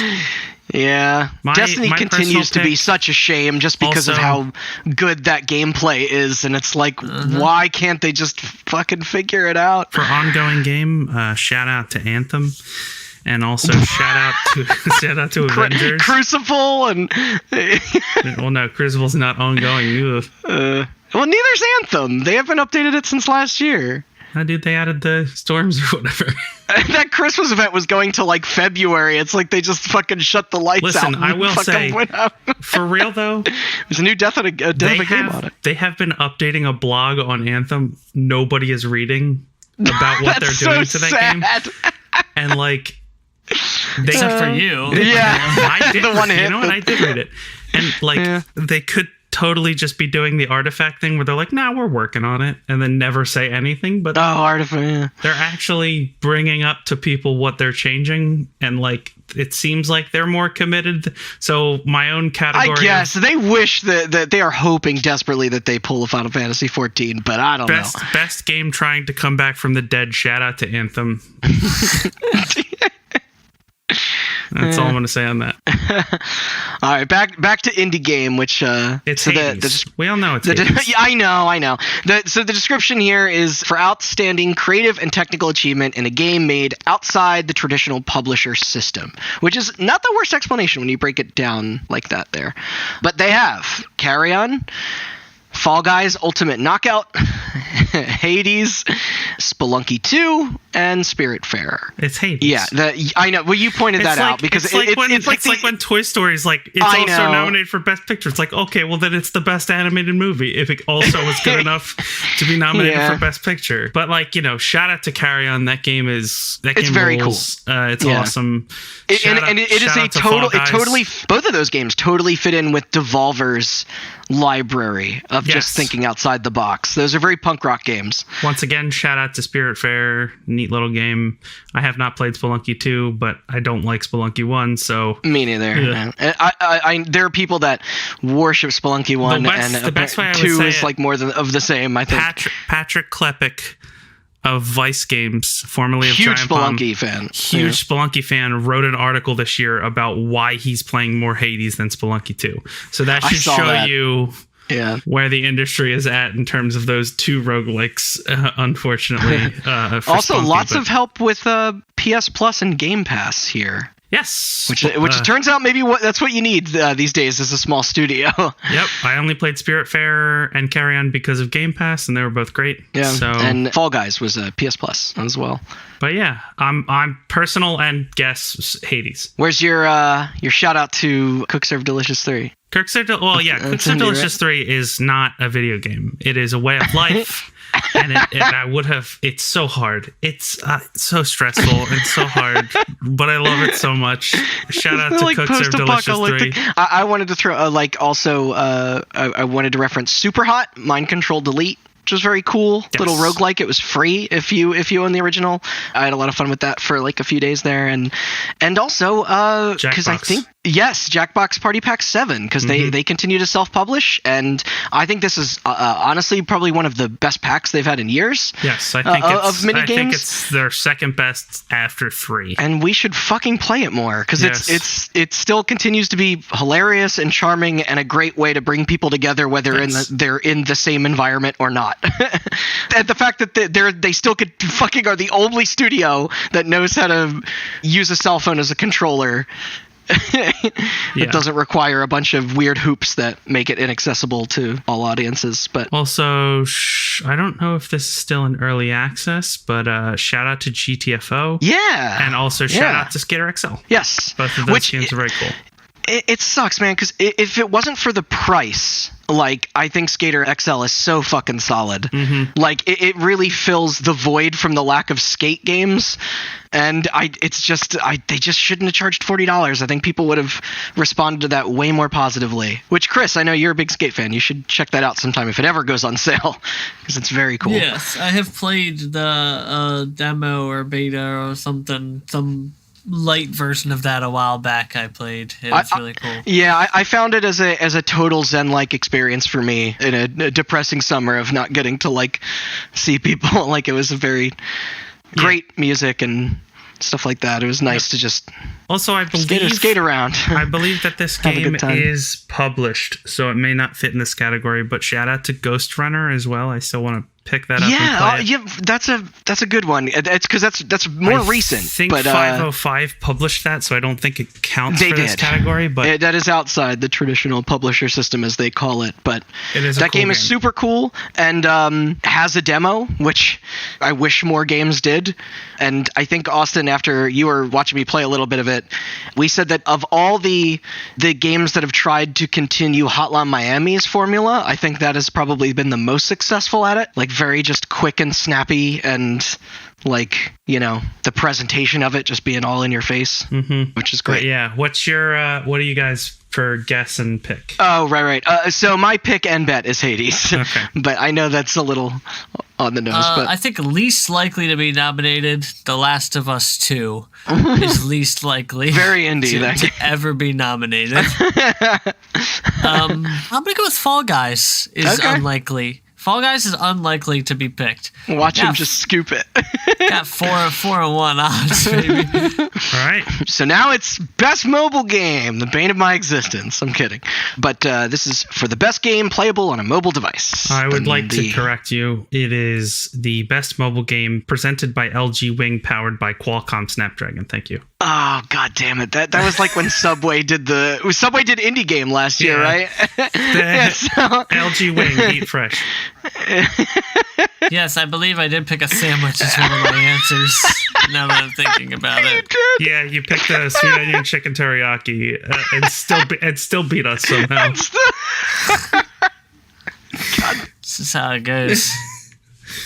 All right, read them off. Yeah, so it's Among Us, which technically was not released this year, so it's kind of weird. I mean, also it's playable on PC, but Call of Duty Mobile, which was also not this year. Wait, wasn't that game nominated last year?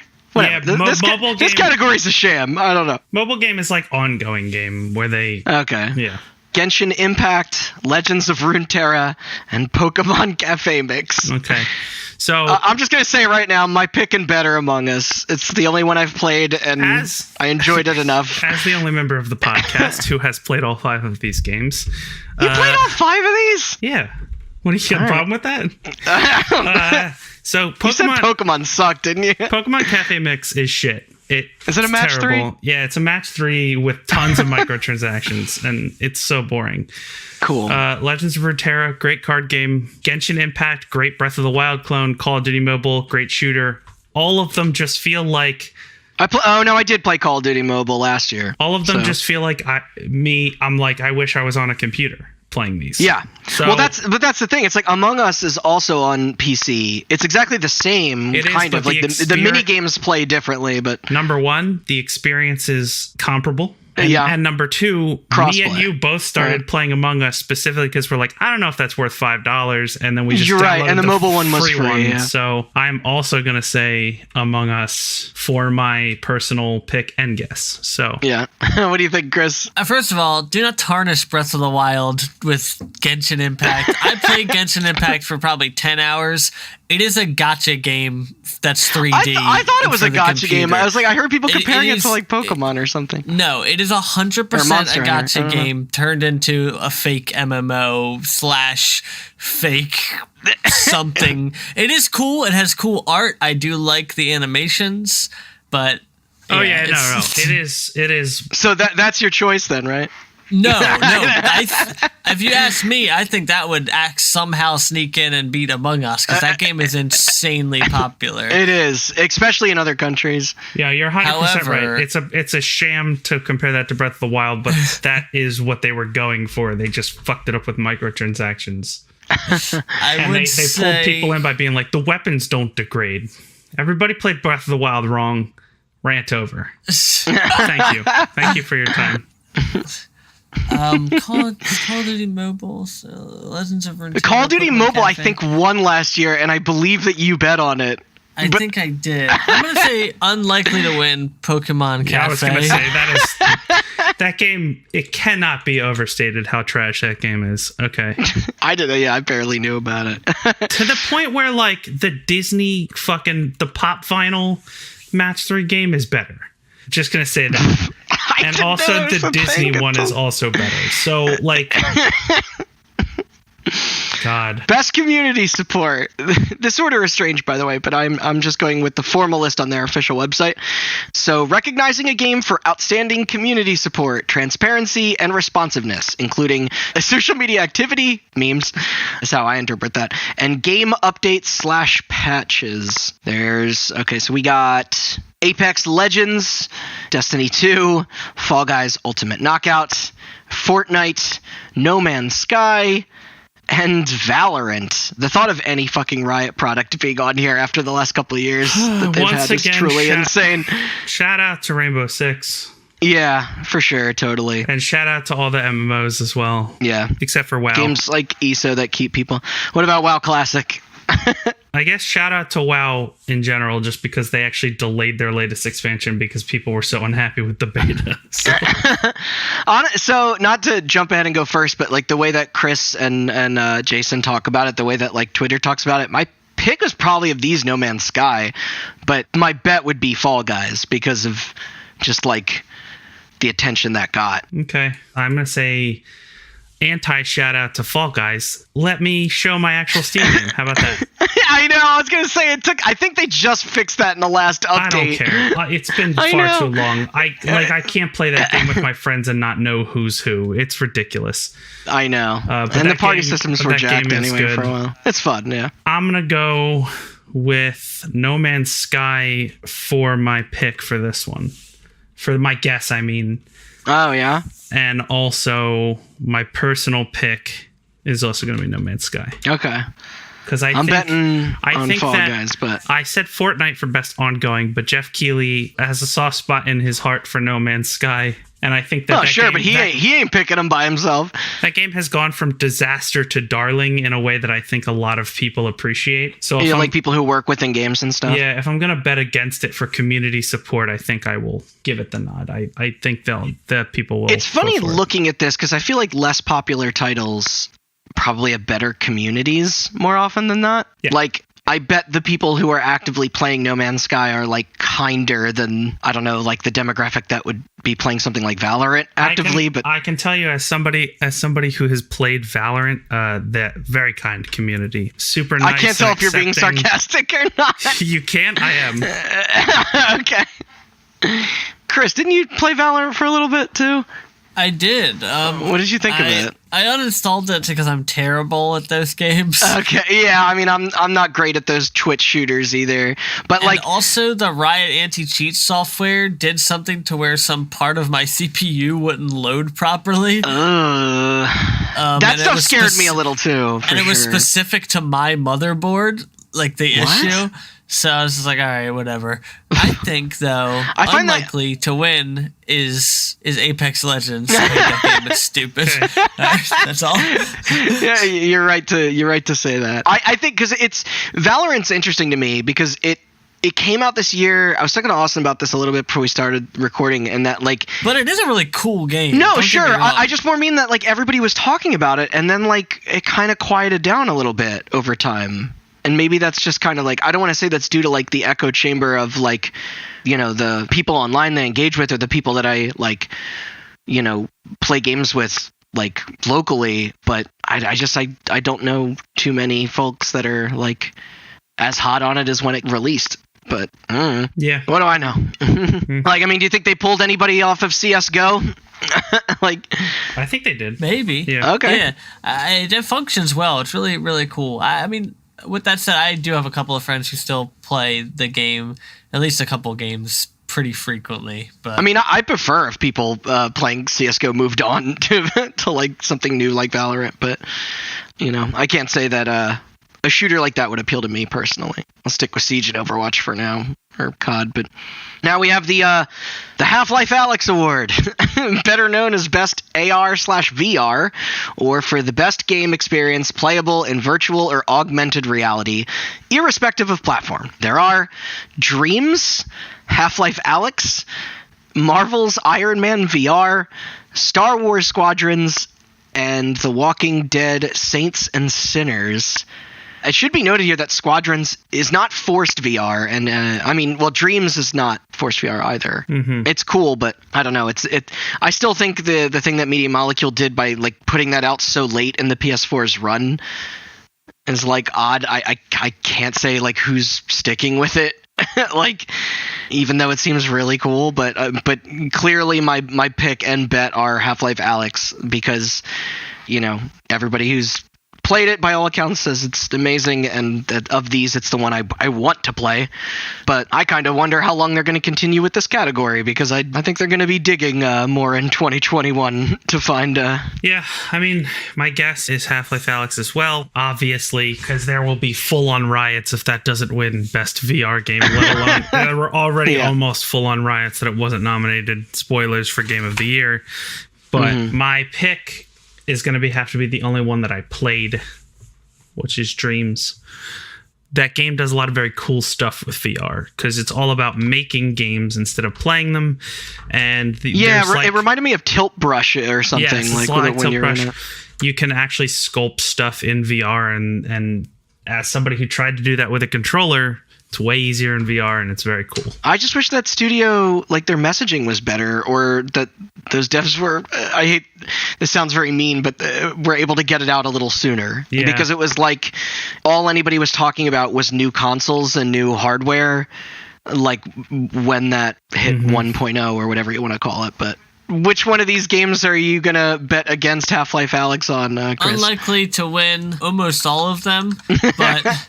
I will say specifically The Walking Dead, Saints and Sinners. I know, like, practically nothing about that fucking game. It's funny you say that, because I think other than... If Half-Life Alyx wasn't in this category, my guess would be Walking Dead, Saints and Sinners. Really? I heard that game is amazing. But what's it on? Is that Oculus Store or something? Based off of information I just received, I'm going to actually change my answer to... No, Iron Man is actually pretty cool. I played that on then PSVR. if all else fails, you just bet on EA. They're never going to win anything at these ever again because everyone hates them. I will keep my answer. Okay. Safe bet. Okay. Walking Dead. Yeah, so we got through that.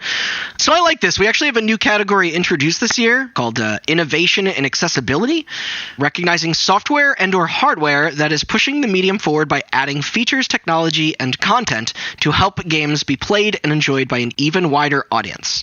They chose Assassin's Creed Valhalla, Grounded, Hyperdot, don't know that one, The Last of Us Part 2, and in its only nomination, Watch Dogs Legion. Only nomination? That's crazy. Yeah. Shout out to Ghost of Tsushima, because it has a lot of accessibility options. Sony's big on that. I was actually going to suggest Tony Hawk and Hades having their like modifiers to kind of make things easier if you just want to kind of experience them in your own way, which is cool. They don't like lock out achievements and trophies and stuff with that. I'm going to say Last of Us 2 for both my personal and my guess. So that was my pick. I was going to bet on Grounded because all anybody was talking about was the stupid arachnophobia mode, which is...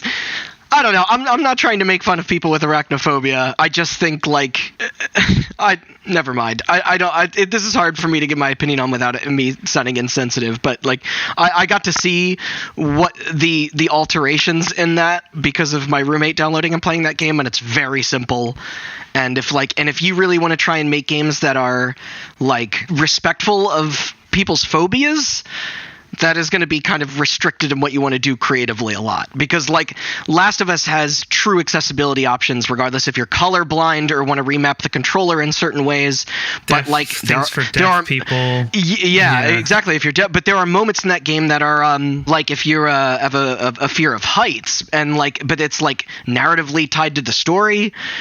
So it's like, you know, I don't know. Like, I'm all about making games accessible as possible. There was obviously controversy with the Demon's Souls remake, like, about that. There was, like, backlash to whether they want, like, you're changing the spirit of the game too much. But, you know, like, I have gone on record numerous times complaining about game difficulty, and I've been playing games my whole life. But I don't know. I think of these, Grounded is the one I heard a lot about, because that was a very new way of looking at those kind of options. So that's my bet. All it does is turn the spiders into very low poly blobs, and there's like 10 different little ticks of tears you could do that just remove their limbs. It's kind of odd. I actually find the lower versions of that more unsettling, because it's like you can make the spider have 6 legs and then 4, and then it's like just a body with fangs, and then it's no fangs, and then if you knock it all the way down, it just looks like an asset placeholder, like where it's just a gray blob, but like the hitbox is still too large compared to the rest of it, so like it kind of in some ways makes the game harder to play. But but yeah, my pick is Last of Us, but my bet is Grounded. All right, Chris. Grounded was fun. Grounded was a lot of fun. Yeah, Grounded's cool. I wasn't discrediting what that game is at all. I just found that option very funny. Oh no. I'm just trying to think. I don't want to give it to that one. I don't think it's unlikely to win. Yeah, it is unlikely to win. I still found Gears 5 from last year having kind of the craziest accessibility. Microsoft has been very good with that lately. This is another category that is very, I feel like picking nothing. Apparently Ubisoft is doing a decent job at this, since 2 of their key fall releases are... Yeah, exactly. You know, I'm going to go with Watch Dogs, just because, just get out of here. Yeah. Yeah. Watch it win. I hope not. So now onto the genre stuff. Some make sense, some not, as far as their categorizing goes. First is Best Action Game. For the best game in the action genre focused primarily on combat, we have Doom Eternal, Hades, Half-Life Alyx. Is it Neo 2 or Nioh 2? The one that everyone forgot came out? And Streets of Rage 4. Sure. I mean, Austin, I know you had a little bit you had to say about the Souls-likes and where they belong, considering they're kind of split across these. Chris already covered it on our last one. There's no distinction. They gave a distinction between action and action-adventure, because this one's primarily on combat, and then action-adventure is combat with traversal and puzzle-solving. Which I guess Nioh 2 doesn't have as much puzzle solving as yeah, I guess it's level based, right? But they're both Dark Souls clones, so like what? I don't know. Whatever. Hades is also my pick. I think that game handles action very well in a way that's like super, I feel like I've used this word too much tonight, but it's fun. Like it feels good. Fighting shit.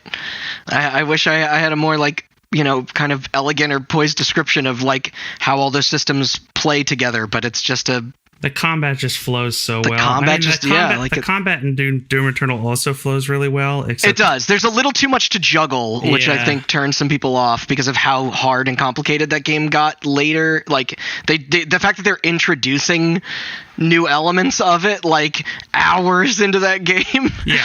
Also, but my pick is Hades, but my bet is Half-Life Alyx for this. Right. Yeah, just from what people have told me and what I've heard. Okay. Yeah, I played Streets of Rage 4. It's Streets of Rage. It's fine. Neo is just worse Dark Souls, so whatever. Hades rules. Shout out to Doom Eternal. Also has great combat. Yeah. Also a great game. Haven't played Half-Life Alyx, although I'm sure it's phenomenal. But I'm going to go with Hades.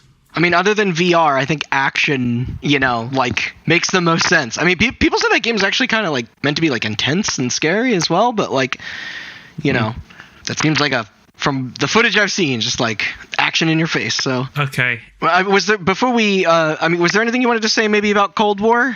Would that fit in here? I noticed that. I guess it would, right? Yeah, I mean, if Doom is in here, I think typically this is where a shooter would go. I don't know. It's weird. So a bunch of stuff obviously came out on November 10th through 12th because that's when the PS5 and the Xbox Series X came out. And some of it was nominated, some of it wasn't. Yeah, and we'll get into a little bit of that soon. We'll get into that later, but yeah, like the fact that Warzone was nominated, but not, Call of Duty Cold War is the best Call of Duty campaign that I have played in a very long time. It seems like a good package. They're committed to their setting, and yes, it is very Black Ops. It's got a whole bunch of espionage shit in it, and in Call of Duty fashion, it tries to whitewash history a little bit, but of course. I mean, I've only played a few levels, but it's already left a way better impression on me than the last. It's more like a Bond campaigns game than a Call of Duty campaign, and that's my shit. Yeah. So shout out to that game. I don't know what to shout out for snubs because I was about to say shout out to fucking Ghost of Tsushima, and I realized it's nominated in the next fucking category. So I don't know what to say for snubs here, really. Most games have an element, like some form of action in them, Yeah. Like I guess it's nominated, right? Okay. No, I guess RE3 would be action adventure. Okay. Yeah, that's because trust me, I was going to rant about that. But shout out to Avengers. I don't know. Like, right, Chris, what's your pick for least likely? Definitely Streets of Rage 4. Good one. Yeah. Yeah. No one will argue with you there, dude. If the fucking takes it, that would. Oh, fucking shout out to Battletoads. That's one. Yeah. That game is a much better Streets of Rage 4. No offense to Streets of Rage 4. It's a fun little beat 'em up, and it's funny. I don't know. Yeah, it's hilarious. It is a great game. It made us. We were cracking up. Very meta as well. Yeah, Rare's good at that. So, not to be confused with it, or more confused than we are, as Austin said, the next is Best Action Adventure, which they say is for the best action adventure game combining combat with traversal and puzzle solving. Like you said, they selected Assassin's Creed Valhalla, Ghost of Tsushima, Marvel's Spider-Man, Miles Morales, Ori and the Will of the Wisps, last year's Star Wars Jedi Fallen Order, and The Last of Us Part 2. And yeah, fucking Resident Evil 3 should be on here. It should. Like, I know it's not as good as 2, and it's much shorter, but it's fucking still very solid. Yeah. And yeah. Yes, that absolutely should be on here. I don't fucking know, dude. I mean, you finished Fallen Order, right? Is there anything you want to say about that? Fallen Order's Fallen Order, dude. It's yeah, I know. I did not complete it. It's not. It's a bad. I don't. Bad's a strong word. I know. I played. I was like, this is fine. I don't. I have a little bit of Star Wars fatigue, especially when it comes to the Jedi. I was like, It's stupid Dark Souls. I don't know what else to say. It's a good game, but like yeah. Especially looking at this category right now, I have not played Valhalla. And the reason I get upset at the lack of RE3 is because that is like the definition of traversal of the and puzzle solving in combat. Yes, exactly. Like, yeah. Also, again, shout out to Carrion. If they're gonna put Metroidvanias in with this, then shout out to Carrion again. Yeah. Ori is definitely the odd one out here. I don't fucking know. Also, that is also my pick for. Almost fails to bet on Ori. Okay.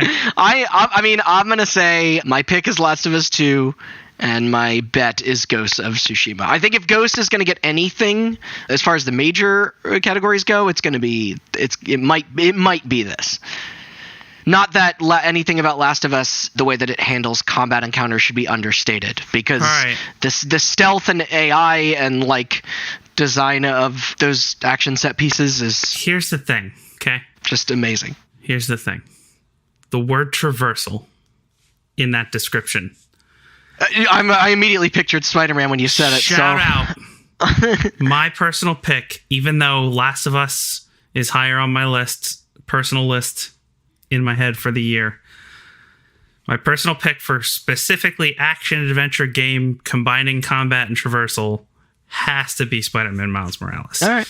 Yeah. Open world games are so fucking rote these days, and if you can make a game, put fast travel in it, and then have me not fast travel, you win this category of it's like, do you want to web sling around New York listening to hip hop trap music, or do you want to ride a horse to the next location, with ghosts, or Assassin's Creed, I guess I should say. Yeah. Parkour aside. I'm going to say Last of Us 2 for my bet, though. Cool. But shout out to Miles Morales for once again, that swinging is the best. So we have another ever-changing genre next with best role-playing game for the best game designed with rich player character customization and progression, including massively multiplayer experiences. Okay. So that description does help, but do I have to tell you my pick?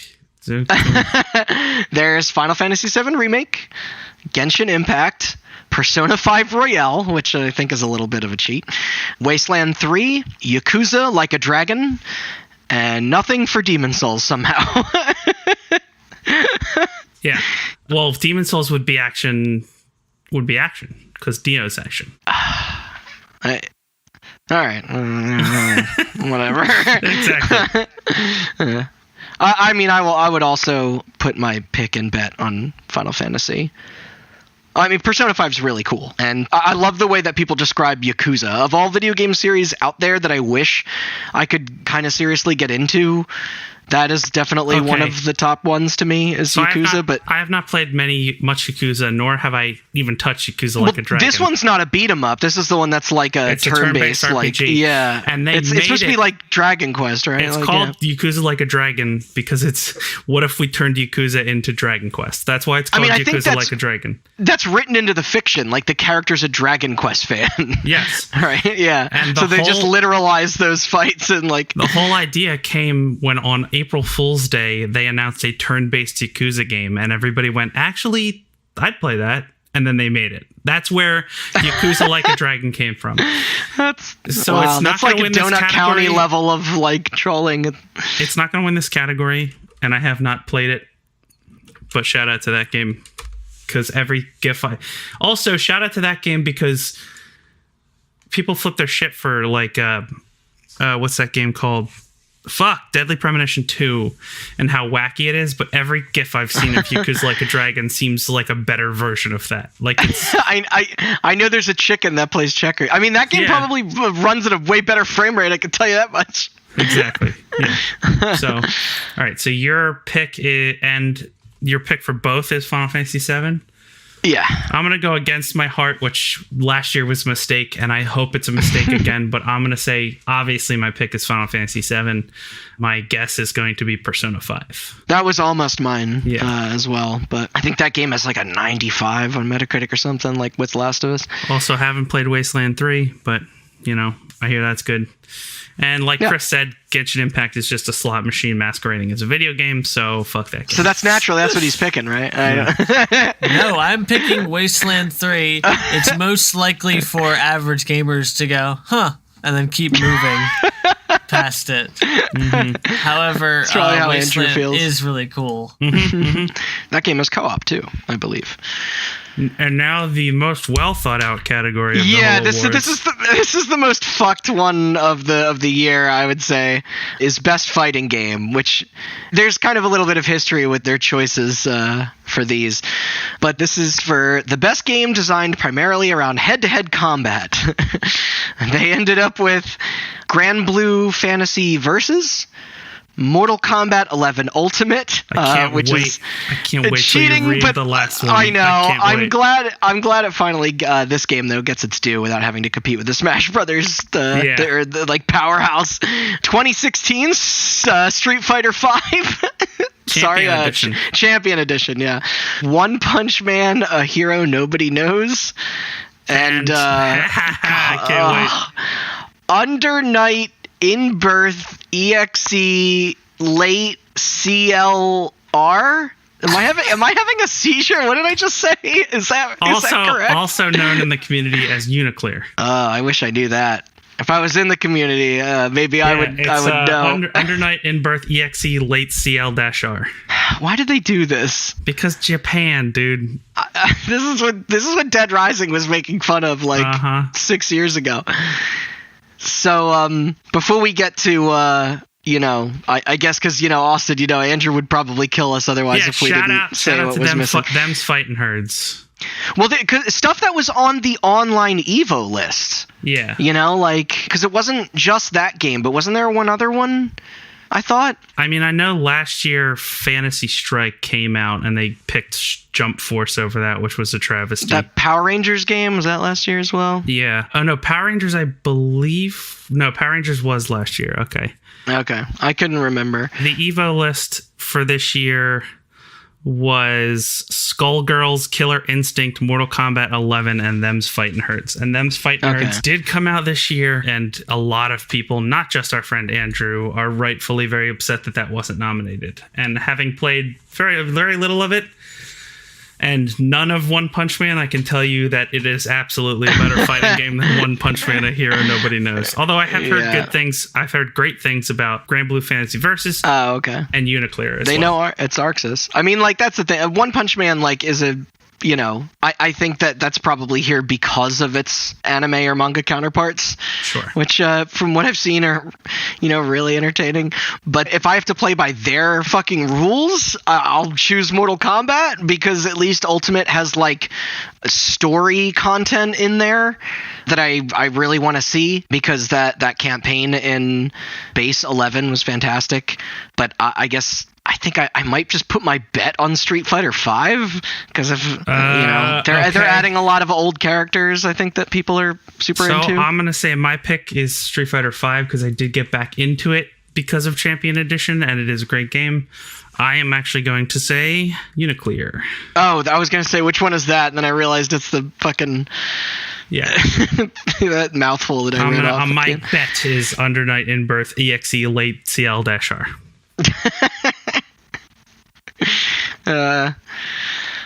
Chris, what do you think? Obviously One Punch Man is unlikely to win. Yeah, you're right. All right. So now it's kind of the opposite with Best Family Game. For the best game appropriate for family play, irrespective of genre or platform. Animal Crossing New Horizons, too hardcore. Crash Bandicoot 4, It's About Time, also too hardcore. Fall Guys Ultimate Knockout, way too hardcore. Man, these Mario Kart Live Home Circuit, Minecraft Dungeons, please give kids more credit. Paper Mario The Origami King, and where the fuck is Astro's Playroom? Seriously. Yeah, that's weird. I think that game, I don't think enough people played that game early to nominate it or whatever. Right. I know it's pre-installed with every PS5 and maybe just people didn't get to sit down with it long enough by the time the date lockout happened for this, but that game is a wonderful little Mario 64 that, showcases that controller and celebrates Sony's history in the way that Smash Brothers does. It's just great. It's the first thing I've platinumed in forever. Yes. And I think to me it's the biggest crime of all of these not being on here. Yeah, I mean that's my third favorite game of the year. So yeah, it's great. Even that new Sackboy is not great, but it way more fitting to the category than most of these. They strip a lot of the things that make Little Big Planet interesting out of it, but I guess Minecraft Dungeons makes sense. It's boring, but these are tough. Because is quality wise, I'd pick Crash Bandicoot 4. I actually had a lot of fun passing the controller, with my roommate and stuff with it. And but fuck, that game's hard. It's easier to clear if you're just looking to beat it without the collectible or challenge aspect of it. But if you're 100% it, that game is brutal. Yes. So, my bet would probably be Animal Crossing, I suppose. My bet and pick are Animal Crossing. If you're going specifically for family-oriented experiences, because Animal Crossing can be hardcore, but you can also play it very casually. You're right. And obviously it has an adorable look to it and stuff. Crash Bandicoot's too hard. Fall Guys is an esport, so that doesn't work. Yeah, that's it's a multiplayer battle royale game. Like, what Mario family Kart, is like... Mario Kart Live Home Circuit is good if you're a rich family, I guess. Oh, is that... so that's not the mobile thing, that's the physical go-kart. Okay. Where they designed a fucking they designed a remote control car that only works indoors on hard surfaces that you have to be like 5 feet away from. Also, and people were still like, yo, Nintendo, that's so cool. Also, like, once again, the fuck? Animal Crossing, not to spoil, also nominated for Game of the Year, so why would that not win this category? Yeah, which I don't think Animal Crossing is going to win Game of the Year, so it's probably a shoo-in for this. Minecraft Dungeons is boring as shit, and I haven't played Paper Mario, but I heard it was much better than the last few. So if that says anything or something. So what's your pick? Your pick is Crash. My pick is Crash. My bet is Animal Crossing. All right, Chris. Crash is very good. Least likely. All right. Least likely is Minecraft Dungeons sucks. I'm going to say Paper Mario, the Origami King is least likely. You're like, what are people not talking about? Okay. Best sim/strategy, or the best game focused on real-time or turn-based simulation or strategy gameplay, irrespective of platform. There is Crusader Kings 3, Desperados 3, Gears Tactics, Microsoft Flight Simulator, and XCOM Chimera Squad. I didn't mean to laugh when I was saying Gears. It's only because I saw Flight Simulator next, and which is funny because that game is my pick and my bet. Okay. You know, otherwise known as the game where you fly jets into your friends' houses. But it is it's so weird to see it against these other things.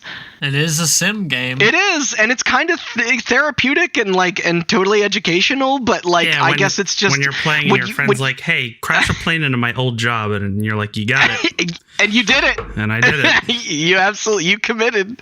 Yep. I think I just more mean like when you see it with XCOM and Gears Tactics back to back, it feels a little strange, but I wouldn't know where to put this game otherwise. So my pick is Microsoft Flight Simulator, but to be different from you, because that is a great game. Like, jokes aside, it looks beautiful and it's fun and weird and like and totally like a continuation of what that stuff was in the 90s. Like, my brother used to play those when I was young on our family computer. I don't play these a lot. They execute on that well. I heard Crusader Kings 3 and Desperados 3 are both phenomenal games if you're into that kind of thing.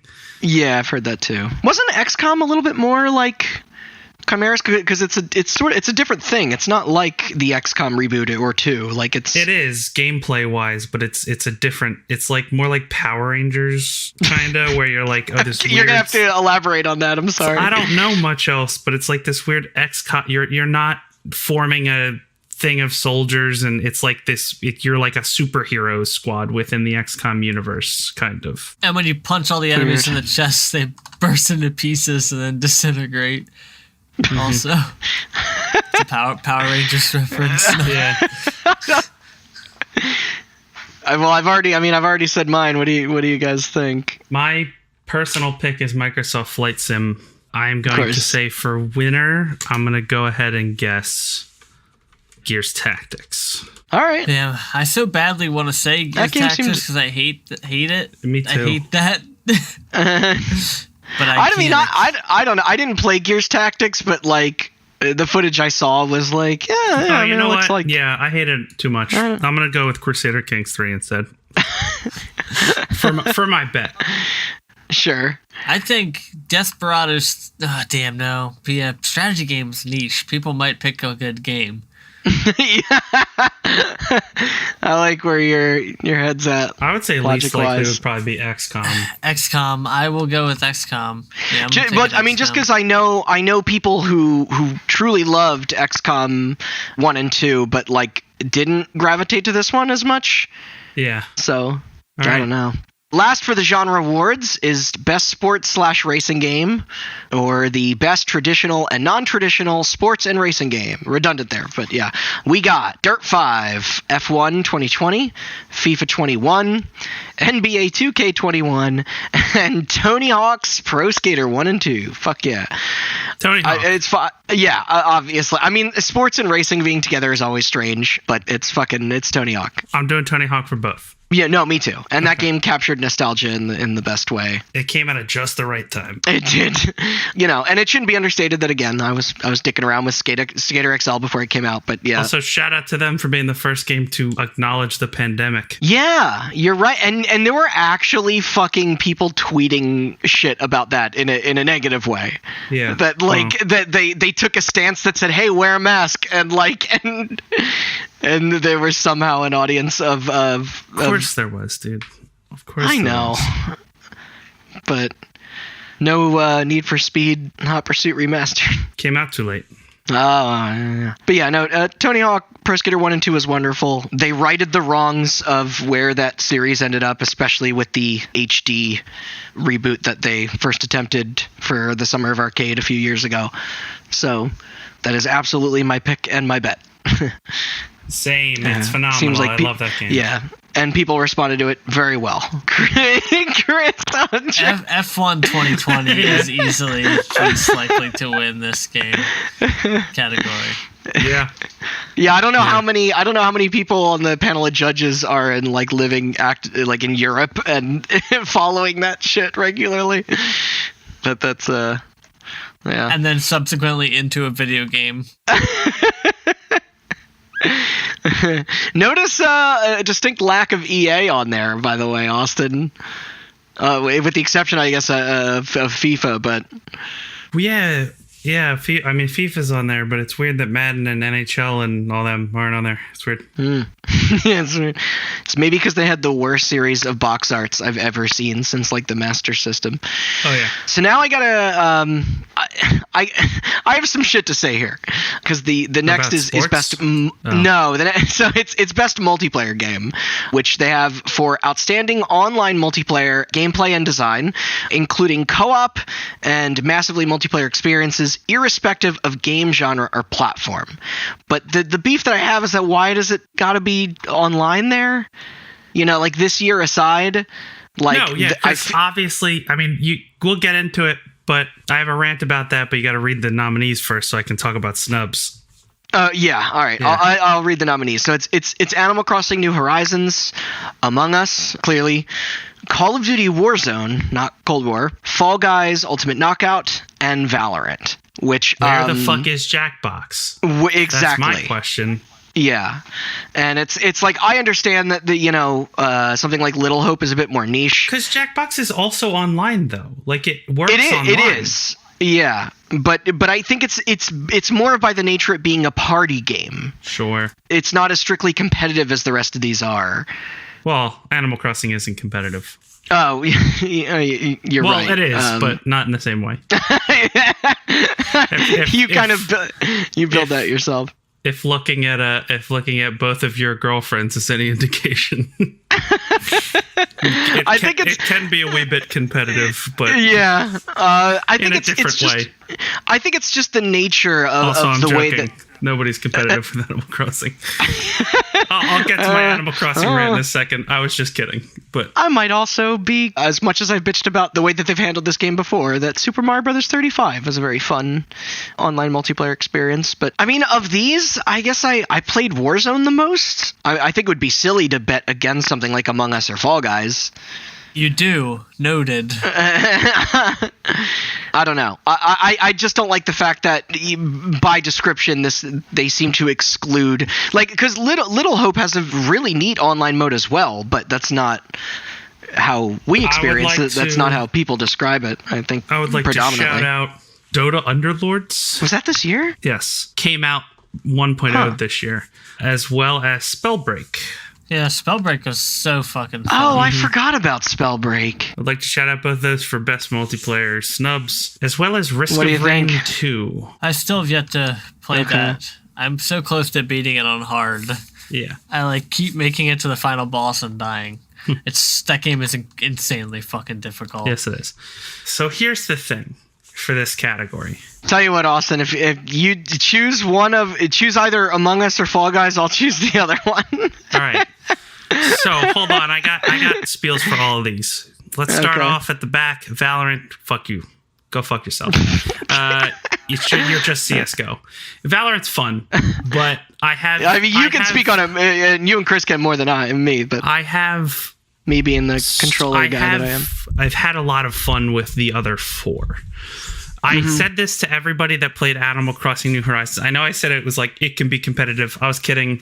There was something very very comforting when that game came out. I am not an Animal Crossing fan whatsoever. I mean, I know what you mean though, totally, especially with that game came out literally at the very beginning of lockdown, and that was But I was in a call that brought people together in a way I was in a call with Chelsea and Mel, both former guests, as well as a couple of our other friends, and I just bought it on the spot, sight unseen, because it was just like hanging out with friends at a time where we couldn't, and where you desperately needed that type of and there was interaction. Every day it was like, this is happening on my island, who wants to visit?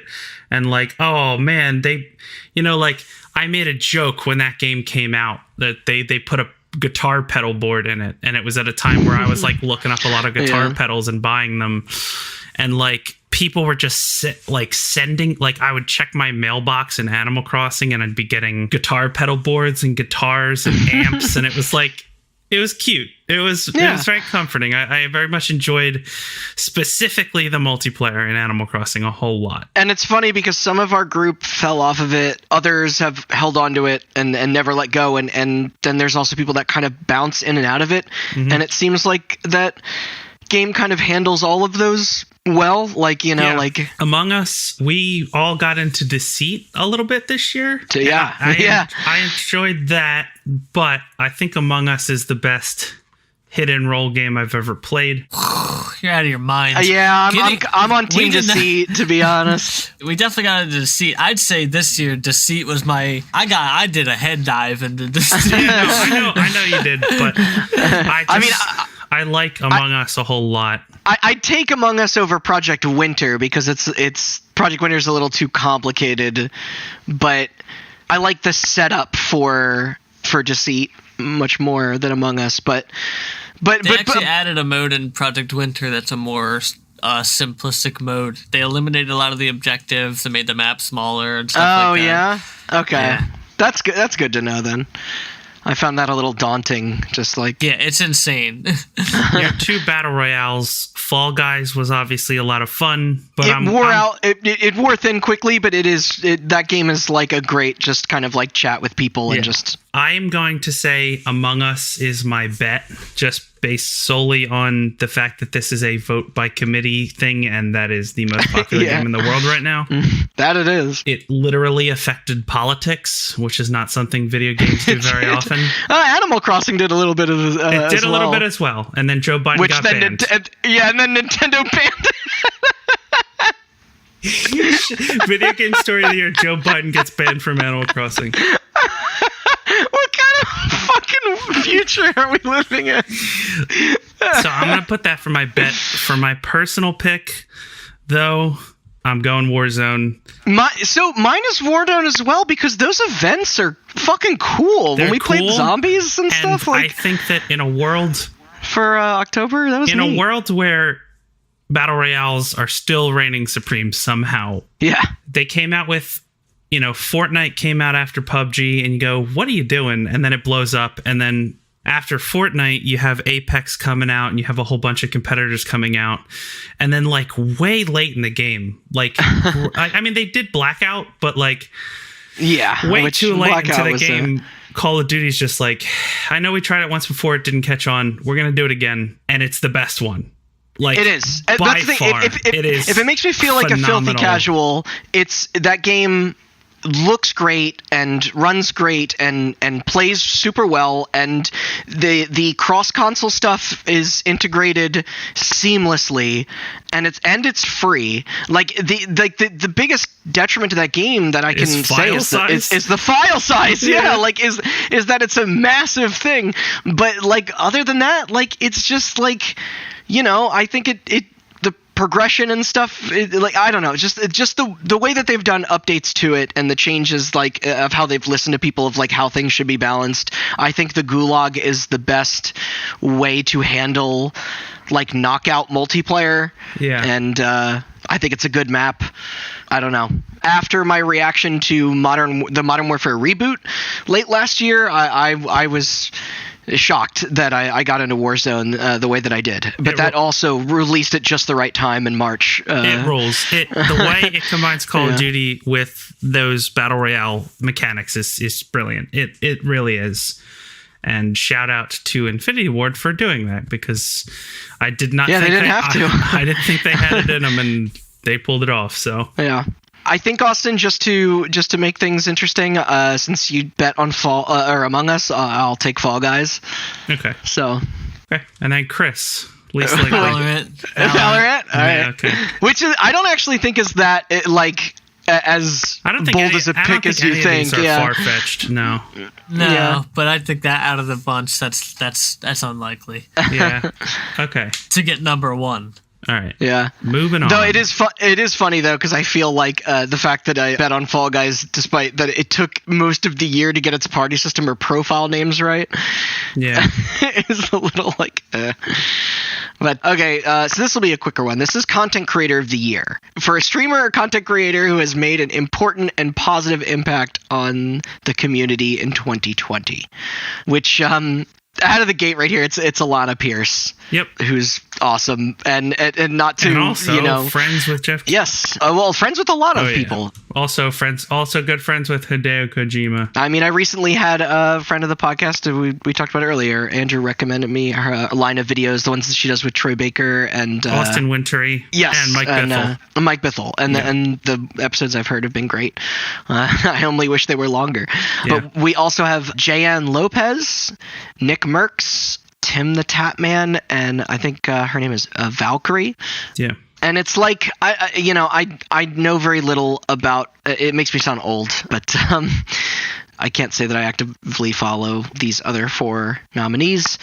Clearly my pick and bet is for Alana, but like over the years, this category is kind of like, it's made itself very clear that it tends to be geared towards a very specific type of entertainer, and not to take anything away from the rest of these folk, but like, I think traditional video editors seem to get left behind a lot if they don't stream. I mean, Alana's primarily a streamer as she well. She is. And I mean, well, now she's starting a new job soon, right? Like she's writing for the new God of War game. So. Oh shit. All right. I mean, I'm happy for her, but it's like when I saw Geoff Keighley tweet the nominations of all of them, even Game of the Year, I saw a lot of people responding to this one with like people they follow, like, you know, and me as well, like Scott the Woz and Dunkey and Nakey Jakey and all these people that like are, you know, like making very entertaining and constructive criticisms of games, like, and doing kind of what we do in certain ways, like when it comes to edutainment, and like, but I don't think that's what they're looking for in this. And because every year there's usually kind of one, right? Because like historically, people like Jeff Gerstmann and Danny O'Dwyer have been nominated here. Greg Miller won here, but other than that, there seems to be a lot of just kind of, you know, like I don't even think this category lends itself well to people in like the speedrunning community, you know, like it's like, I don't know. It's hard to narrow that shit down, but I'm going to say Tim the Tatman, he got popular this year because the Fall Guys Twitter, I mean, he's been popular, but the Fall Guys Twitter account was picking on him because he couldn't win the game and he kept streaming it, which was funny. But I mean, these guys are good people, right? Yes, there's been some problematic nominees in the past, so I just want to make... seems great. She played the only interaction online that I've had with her content was she was one of the people that played Among Us with AOC when AOC did that. Right. Okay. Awesome. So she seemed pretty great. Nick Merckx, don't know anything about him.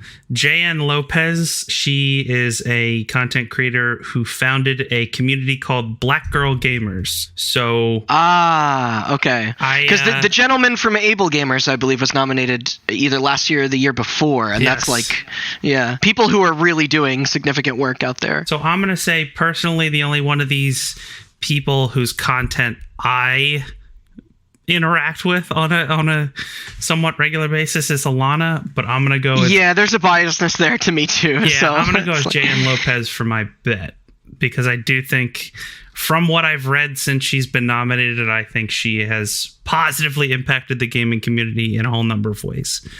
Cool. So yeah. Chris, do you know her or no, I follow any of these? I abstained from picking any least likely to wins too. Everybody should win. Yeah. In this category. Yeah. But also, no, I haven't heard of any of these people.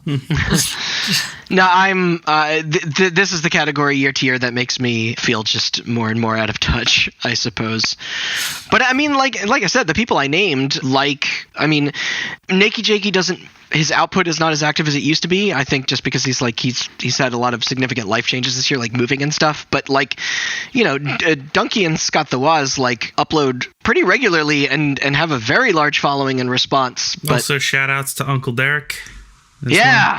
Stop Skeletons. Yep. That channel rules, and he's always out there doing his thing, and I learn a lot from his videos. They're also great to mine for topic ideas, because he likes to dabble in the weird. Don't give the secrets away, dude. His punching weight channel, what does he call it? The weird, ambitious, and unnecessary. And I was like, that's a great So always Uncle Derek. All right. So what's your bet? Is your bet Alana? My bet is Alana. Yeah. Okay. All right. Oh no, you know what? This might have been the Subway category debut game. It was, yeah. Okay, sorry. So also, this is for Content Creator of the Year presented by Adobe. Forgot to make fun of you for that. So moving on. I'm already sad if you had to remind me about Stop Skeletons, but what is this for? Debut game created by a new independent studio. Because I think, Austin, you mentioned to me that Fall Guys was not on here. But that's because they made that Murdered by Numbers game. I had to look it up. Yeah. Okay, so up for this is Carrion, Mortal Shell, Raji, An Ancient Epic, Roki, and Phantasmaphobia. Phantasmagoria. My pick is Carrion. My bet is Phasmophobia. Okay. I could get into it, but... Yeah, I'm going to say Carrion is my pick as well. And I'm going to say that Phasmophobia... Mortal Shell actually has a physical release. I saw that. Yeah, that's a Dark Souls-like game. Oh, good. Pretty cool. Yeah. I played the demo. Yeah. All right. Yeah, the fact that there's a demo already is... charmed me a little. Raji is that one that's based on Indian lore, I think, like ancient Indian epic stories. Roki, I have no idea what that is. Well, that's my unlikely to win. Okay. That's your pick. Okay. All right. Well, that's that category then. Yeah, I don't know. Phasmophobia, it's cool that one guy made that, but It's also in early access, so it's not out yet. It is. Technically. But I'm also not a fan of those meme-style games. Meme-style? And the fact that he is actively using, just the Unity assets, that, House Flipper have. It's just... I don't know. I know I have a ton of people playing that game all the time. Yeah. Yeah. All right. I should play more Carrion, though. All right, so let's just shoot through these next couple ones regarding the esports stuff. No disrespect to anyone nominated, of course. I just don't care. Don't even list them. I know.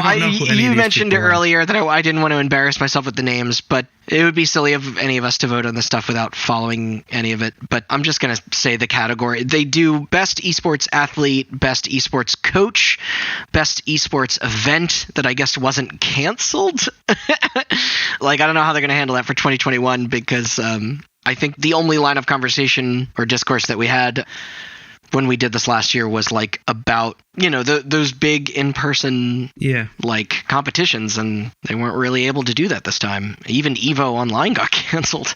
There is Best Esports Game. I mean, did you want to bet on that? Nah. No? Okay. I mean, maybe I can read those off. I mean, because it's... Yeah, read them off. All right, so it's Modern Warfare proper, which is not Warzone. God, 20 and fucking 12's Counter-Strike Global Offensive, Fortnite, League of Legends, and Valorant, which League of Legends I feel like has been making a little bit of a comeback lately, which is maybe because of Valorant, but... No fighting games, no Siege, move on. Yeah, yes, I have that literally in my notes. Snubs, Siege, and also every fighting game ever. It's I will say Call of Duty being split up is funny, considering that's like two different active games with different engines in the same launcher. It's very weird. But even League's on here, no Dota. But okay, so back to it. Esports host. They never choose any of the Smash Brothers guys. Best esports team. But we are down to our final three. I'll save the wacky one for after Game of the Year, but first it's Game Direction. Awarded for outstanding creative vision and innovation in game direction and design. We have in front of us Final Fantasy VII Remake, Ghost of Tsushima, Hades, Half-Life Alyx, and The Last of Us Part 2. Do you want me to go first, or do you want to go first? You go first. I've been going first a lot. Okay, so to me, The Last of Us Part 2 is the definition of directing.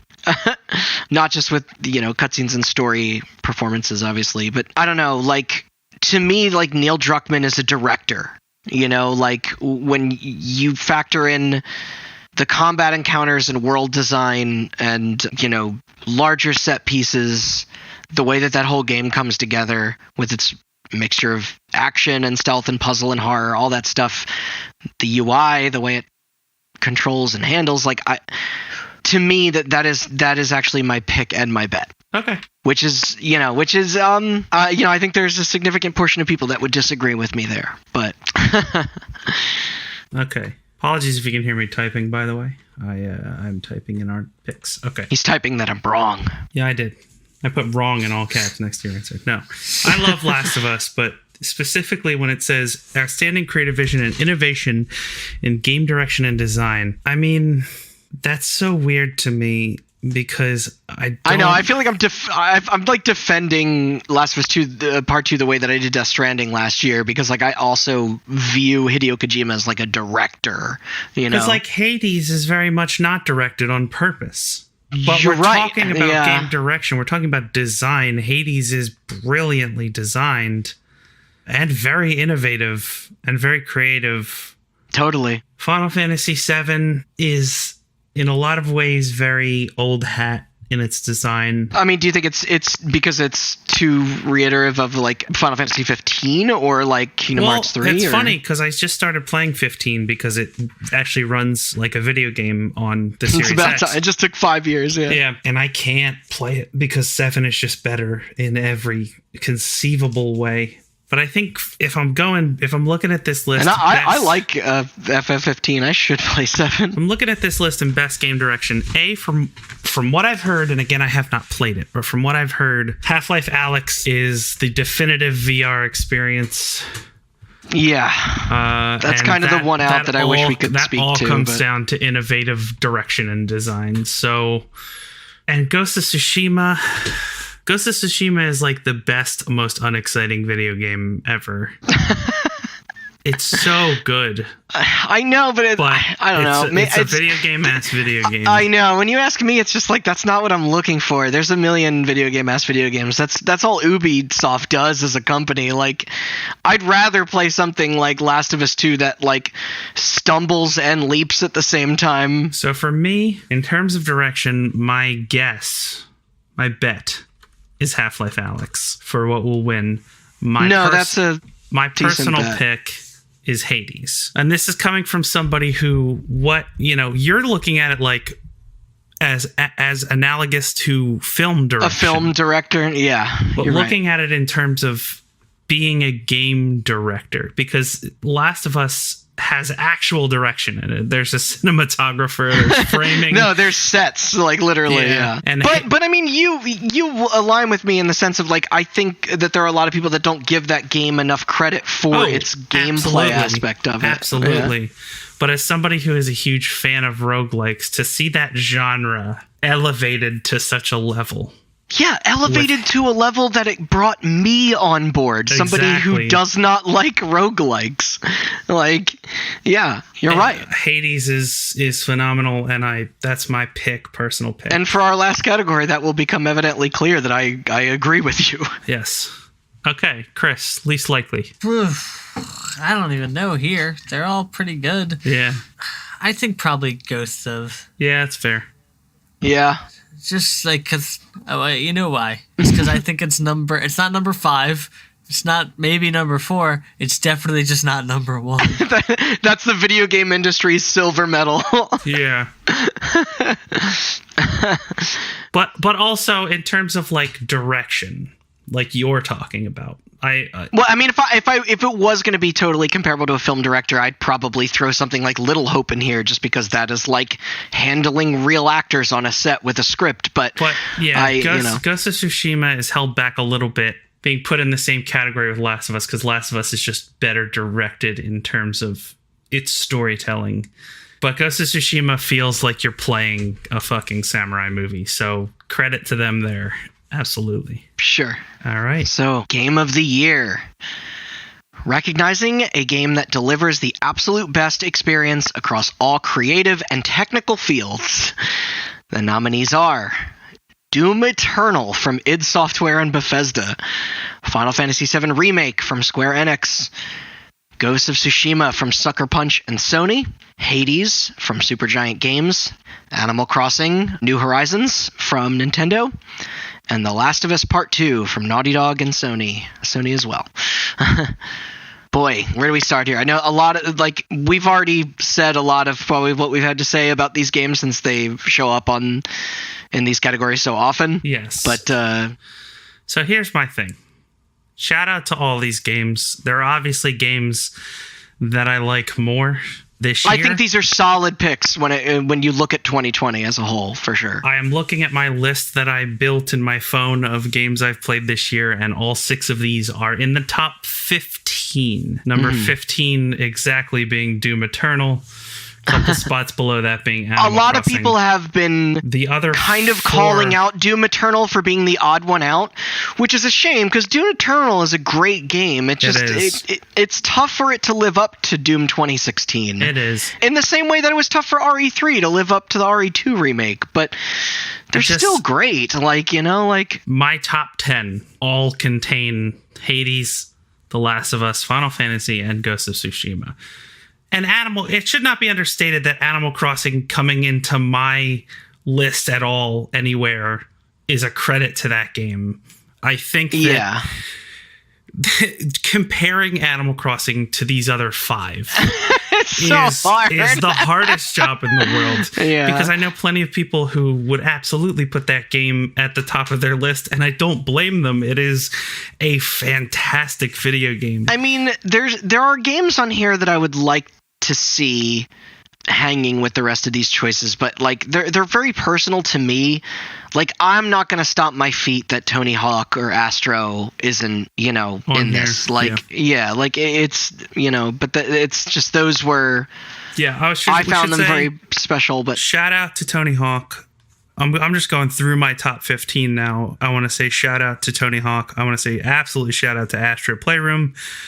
Mm-hmm. Because that is, to divulge some information, my top 5 for the year is Hades, Final Fantasy, Last of Us, Astro, and Tony Hawk. So shout out to those 2. Also shout out again to Cold War, because I really love that game. And also shout out to Spider-Man Miles Morales, because that is in my top 10. And I think that game is better than the year 2018 Spider-Man in a lot of ways. And I know it's a shorter experience, which is probably why I liked it more, but it's a great fucking game. I mean, I'm going to sound like I don't know, like a very weird type of gamer here in that, like, when I look at my personal, like, list, things like Little Hope and Jackbox that are just the games that make me think of my friends. Like, you know, they're just like, they're these social experiences that are built in such a way to make an impact on how I engage with the medium, you know? Sure.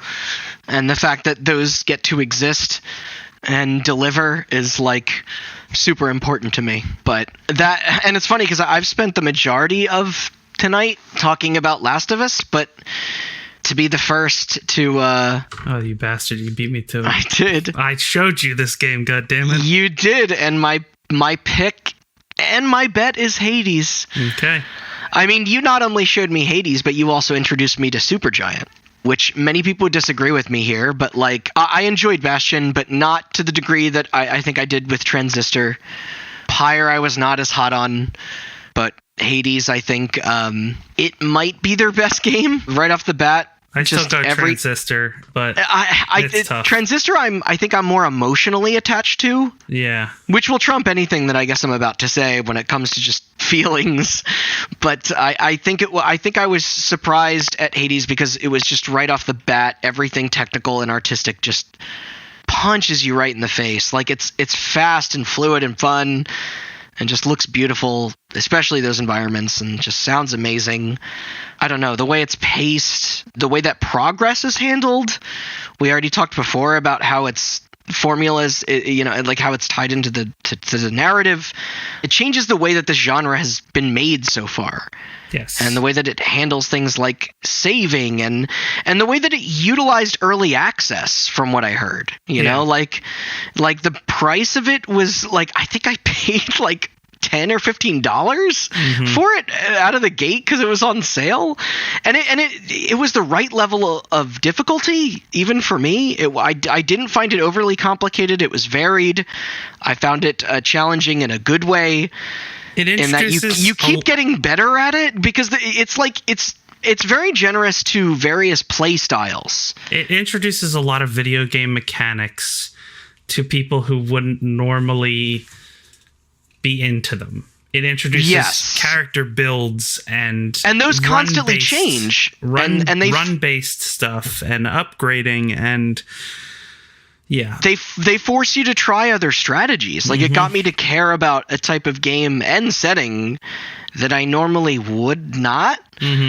And you know, and it can't be understated that the characters and the relationships that you build with them, like it's, you know, you can pet the dog. I mean, like it's funny because I wish that you didn't have to beat that game so many times to kind of see the full story. I agree. You like, that's, you know, and we have friends of ours that are like obsessed. Like, you know, our friend Kay, she's beat it now over 120 fucking times, I think. The amount of clears that she has, which is awesome.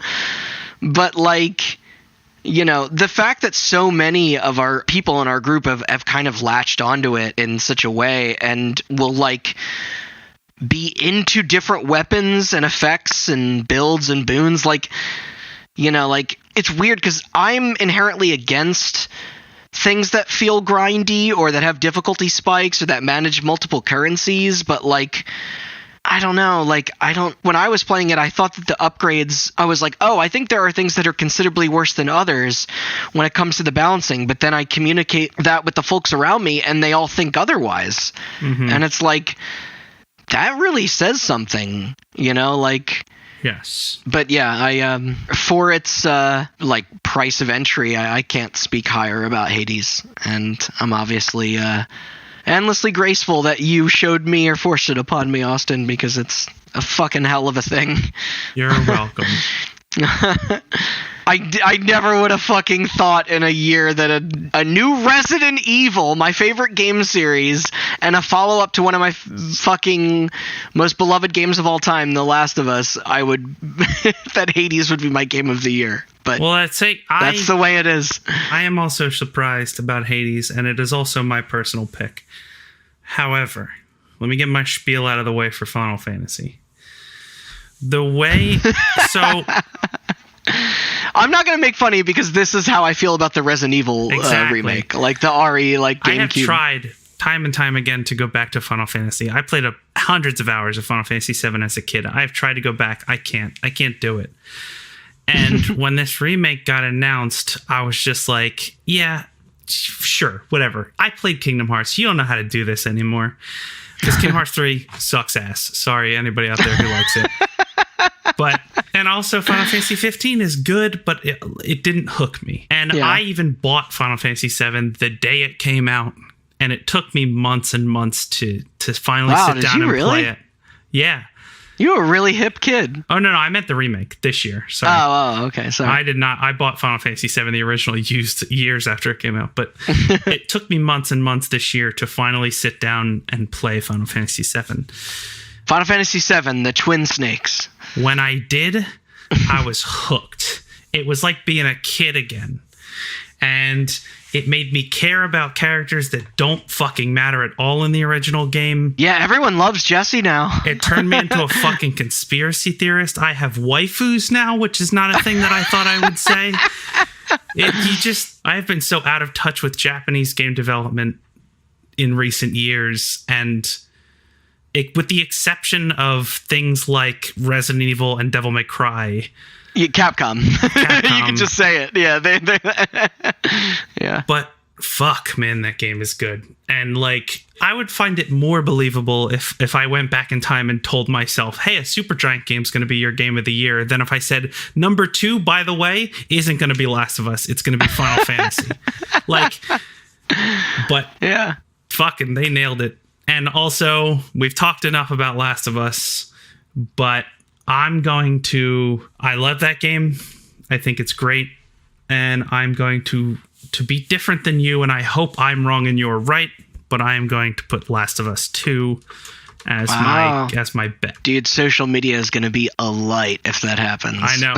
And it's funny because I think in like 5 years, I'm still going to be thinking about Last of Us Part 2. Like, that is... Yeah. It's a heavy thing to play. It demands a lot from the player, you know, like, and I don't think that should be ignored, but no. Poor Ghost of Tsushima and Doom. They're both phenomenal video games. They are, and I agree with you in that I'm coming around of like when these announcements came out that I saw people picking on those games. Again, I have not played Half-Life Alyx, and I know a lot of people were very bummed that didn't get nominated, and I'm right there with you, but I specifically went out and bought Ghost of Tsushima because it got nominated, and I beat it before we got to do this podcast. Like, I really enjoyed that game. Doom Eternal is also a phenomenal video game. I had to switch to PC to play it because it was too hard on consoles, but yeah, I stuck with it, man. My best comparison to that game, and it's not a fair comparison because it's better than what I'm about to say, but my best comparison to that game is BioShock to BioShock 2, where it's like, oh, interesting. BioShock 2, I think, is a better playing video game, but that's not what makes BioShock BioShock. Yeah. BioShock 1 is special not because of... And I think that Doom Eternal is a better game from a gameplay perspective than Doom 2016, but I think everything that made Doom special, it kind of loses just by being a sequel and living in the shadow of its predecessor. I mean, Doom 16 also had the factor of it just being like nobody expected anything from that game. Exactly. Yeah. Partly because of how Bethesda showed it off, but it was like when that game hit, like, you know, that changed the way that first-person shooter campaigns are going to be forever in the same way that Doom 1 did, you know, like, but that wasn't what they were banking on for that game. It was the stupid multiplayer, like, you know, like...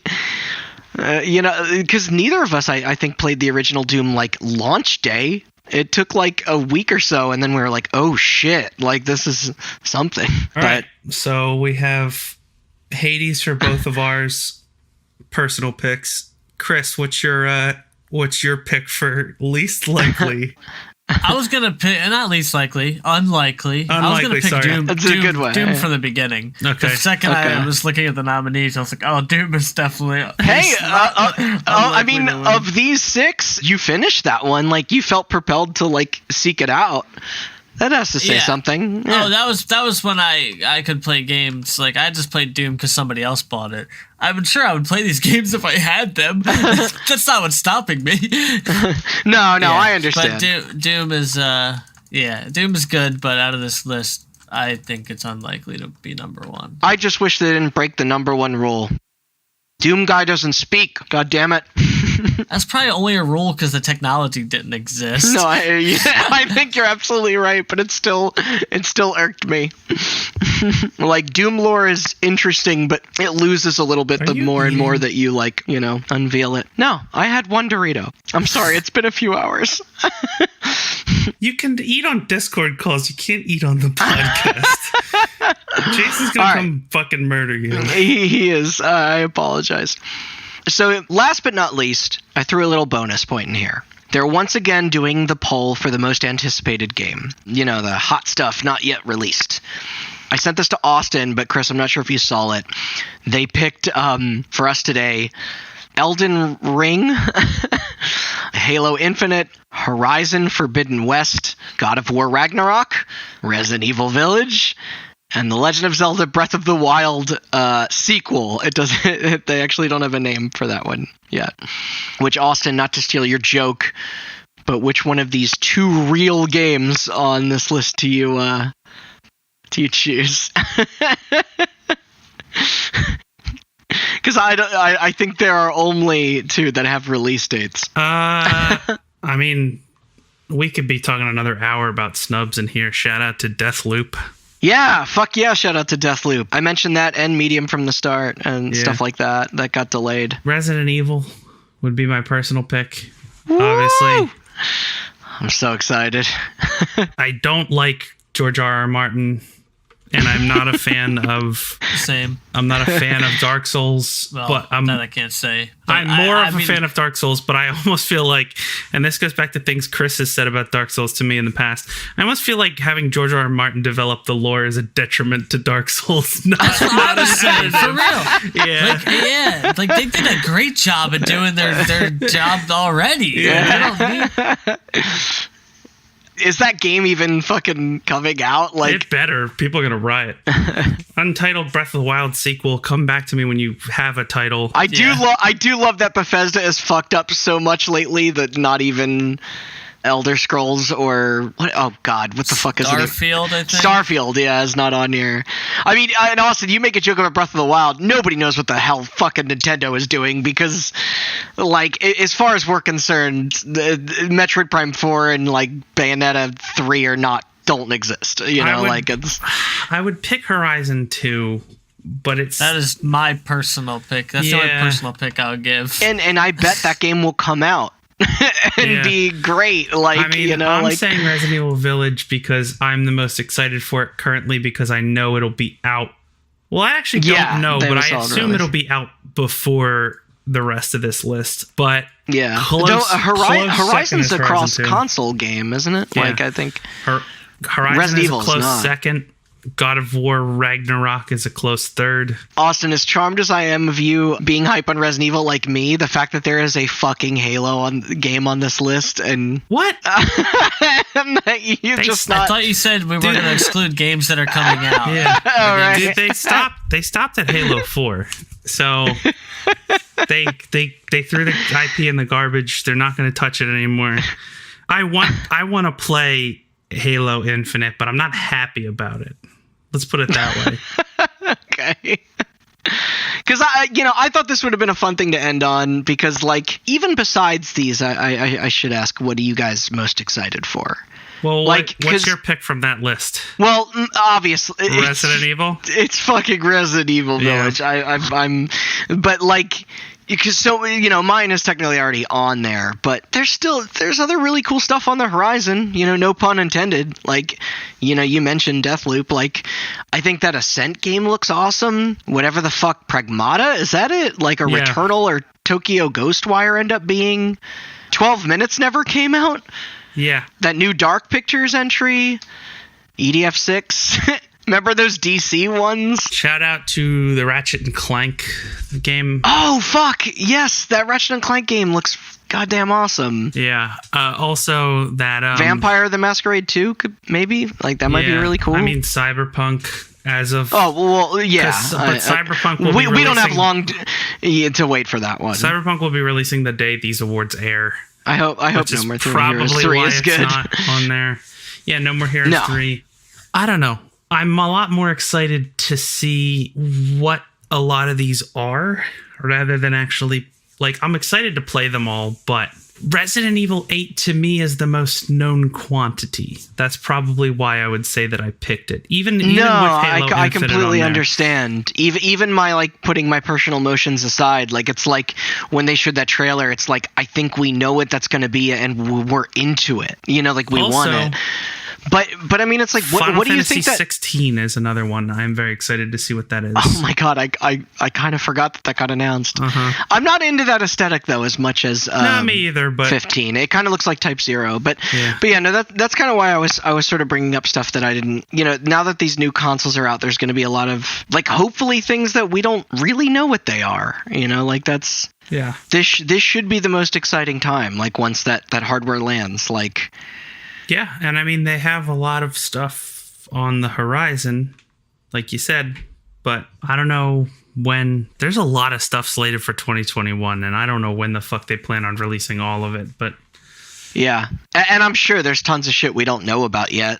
You know, now that things like Last of Us are out, you know, it's like we don't really know what Naughty Dog is working on. We don't totally know what Rockstar has been... you know, kind of silent with, so, like, yeah, who knows? It's an exciting time for video games. Never been a better time to be a gamer, except for all the homophobia and sexism, and it's the worst time to be a gamer. I lied. But that's our awards special. With thanks, of course, to Geoff Keighley again for giving us a way for us to rap about things we played for the podcast this year, just in time for the end of 2020. Tune in next week, 2 weeks, to see how we scored, along with which one of us will be crowned victorious again. And I'm going to go ahead and say I'm least likely to be crowned victorious.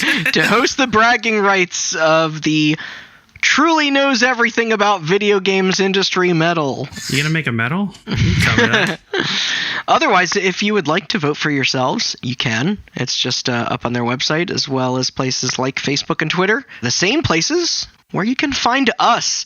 In fact, Austin, would you like to do plugs for us while we exit out this... Twitter, Instagram, and Facebook at HotButtonCast. We also have a website, hotbuttoncast.com.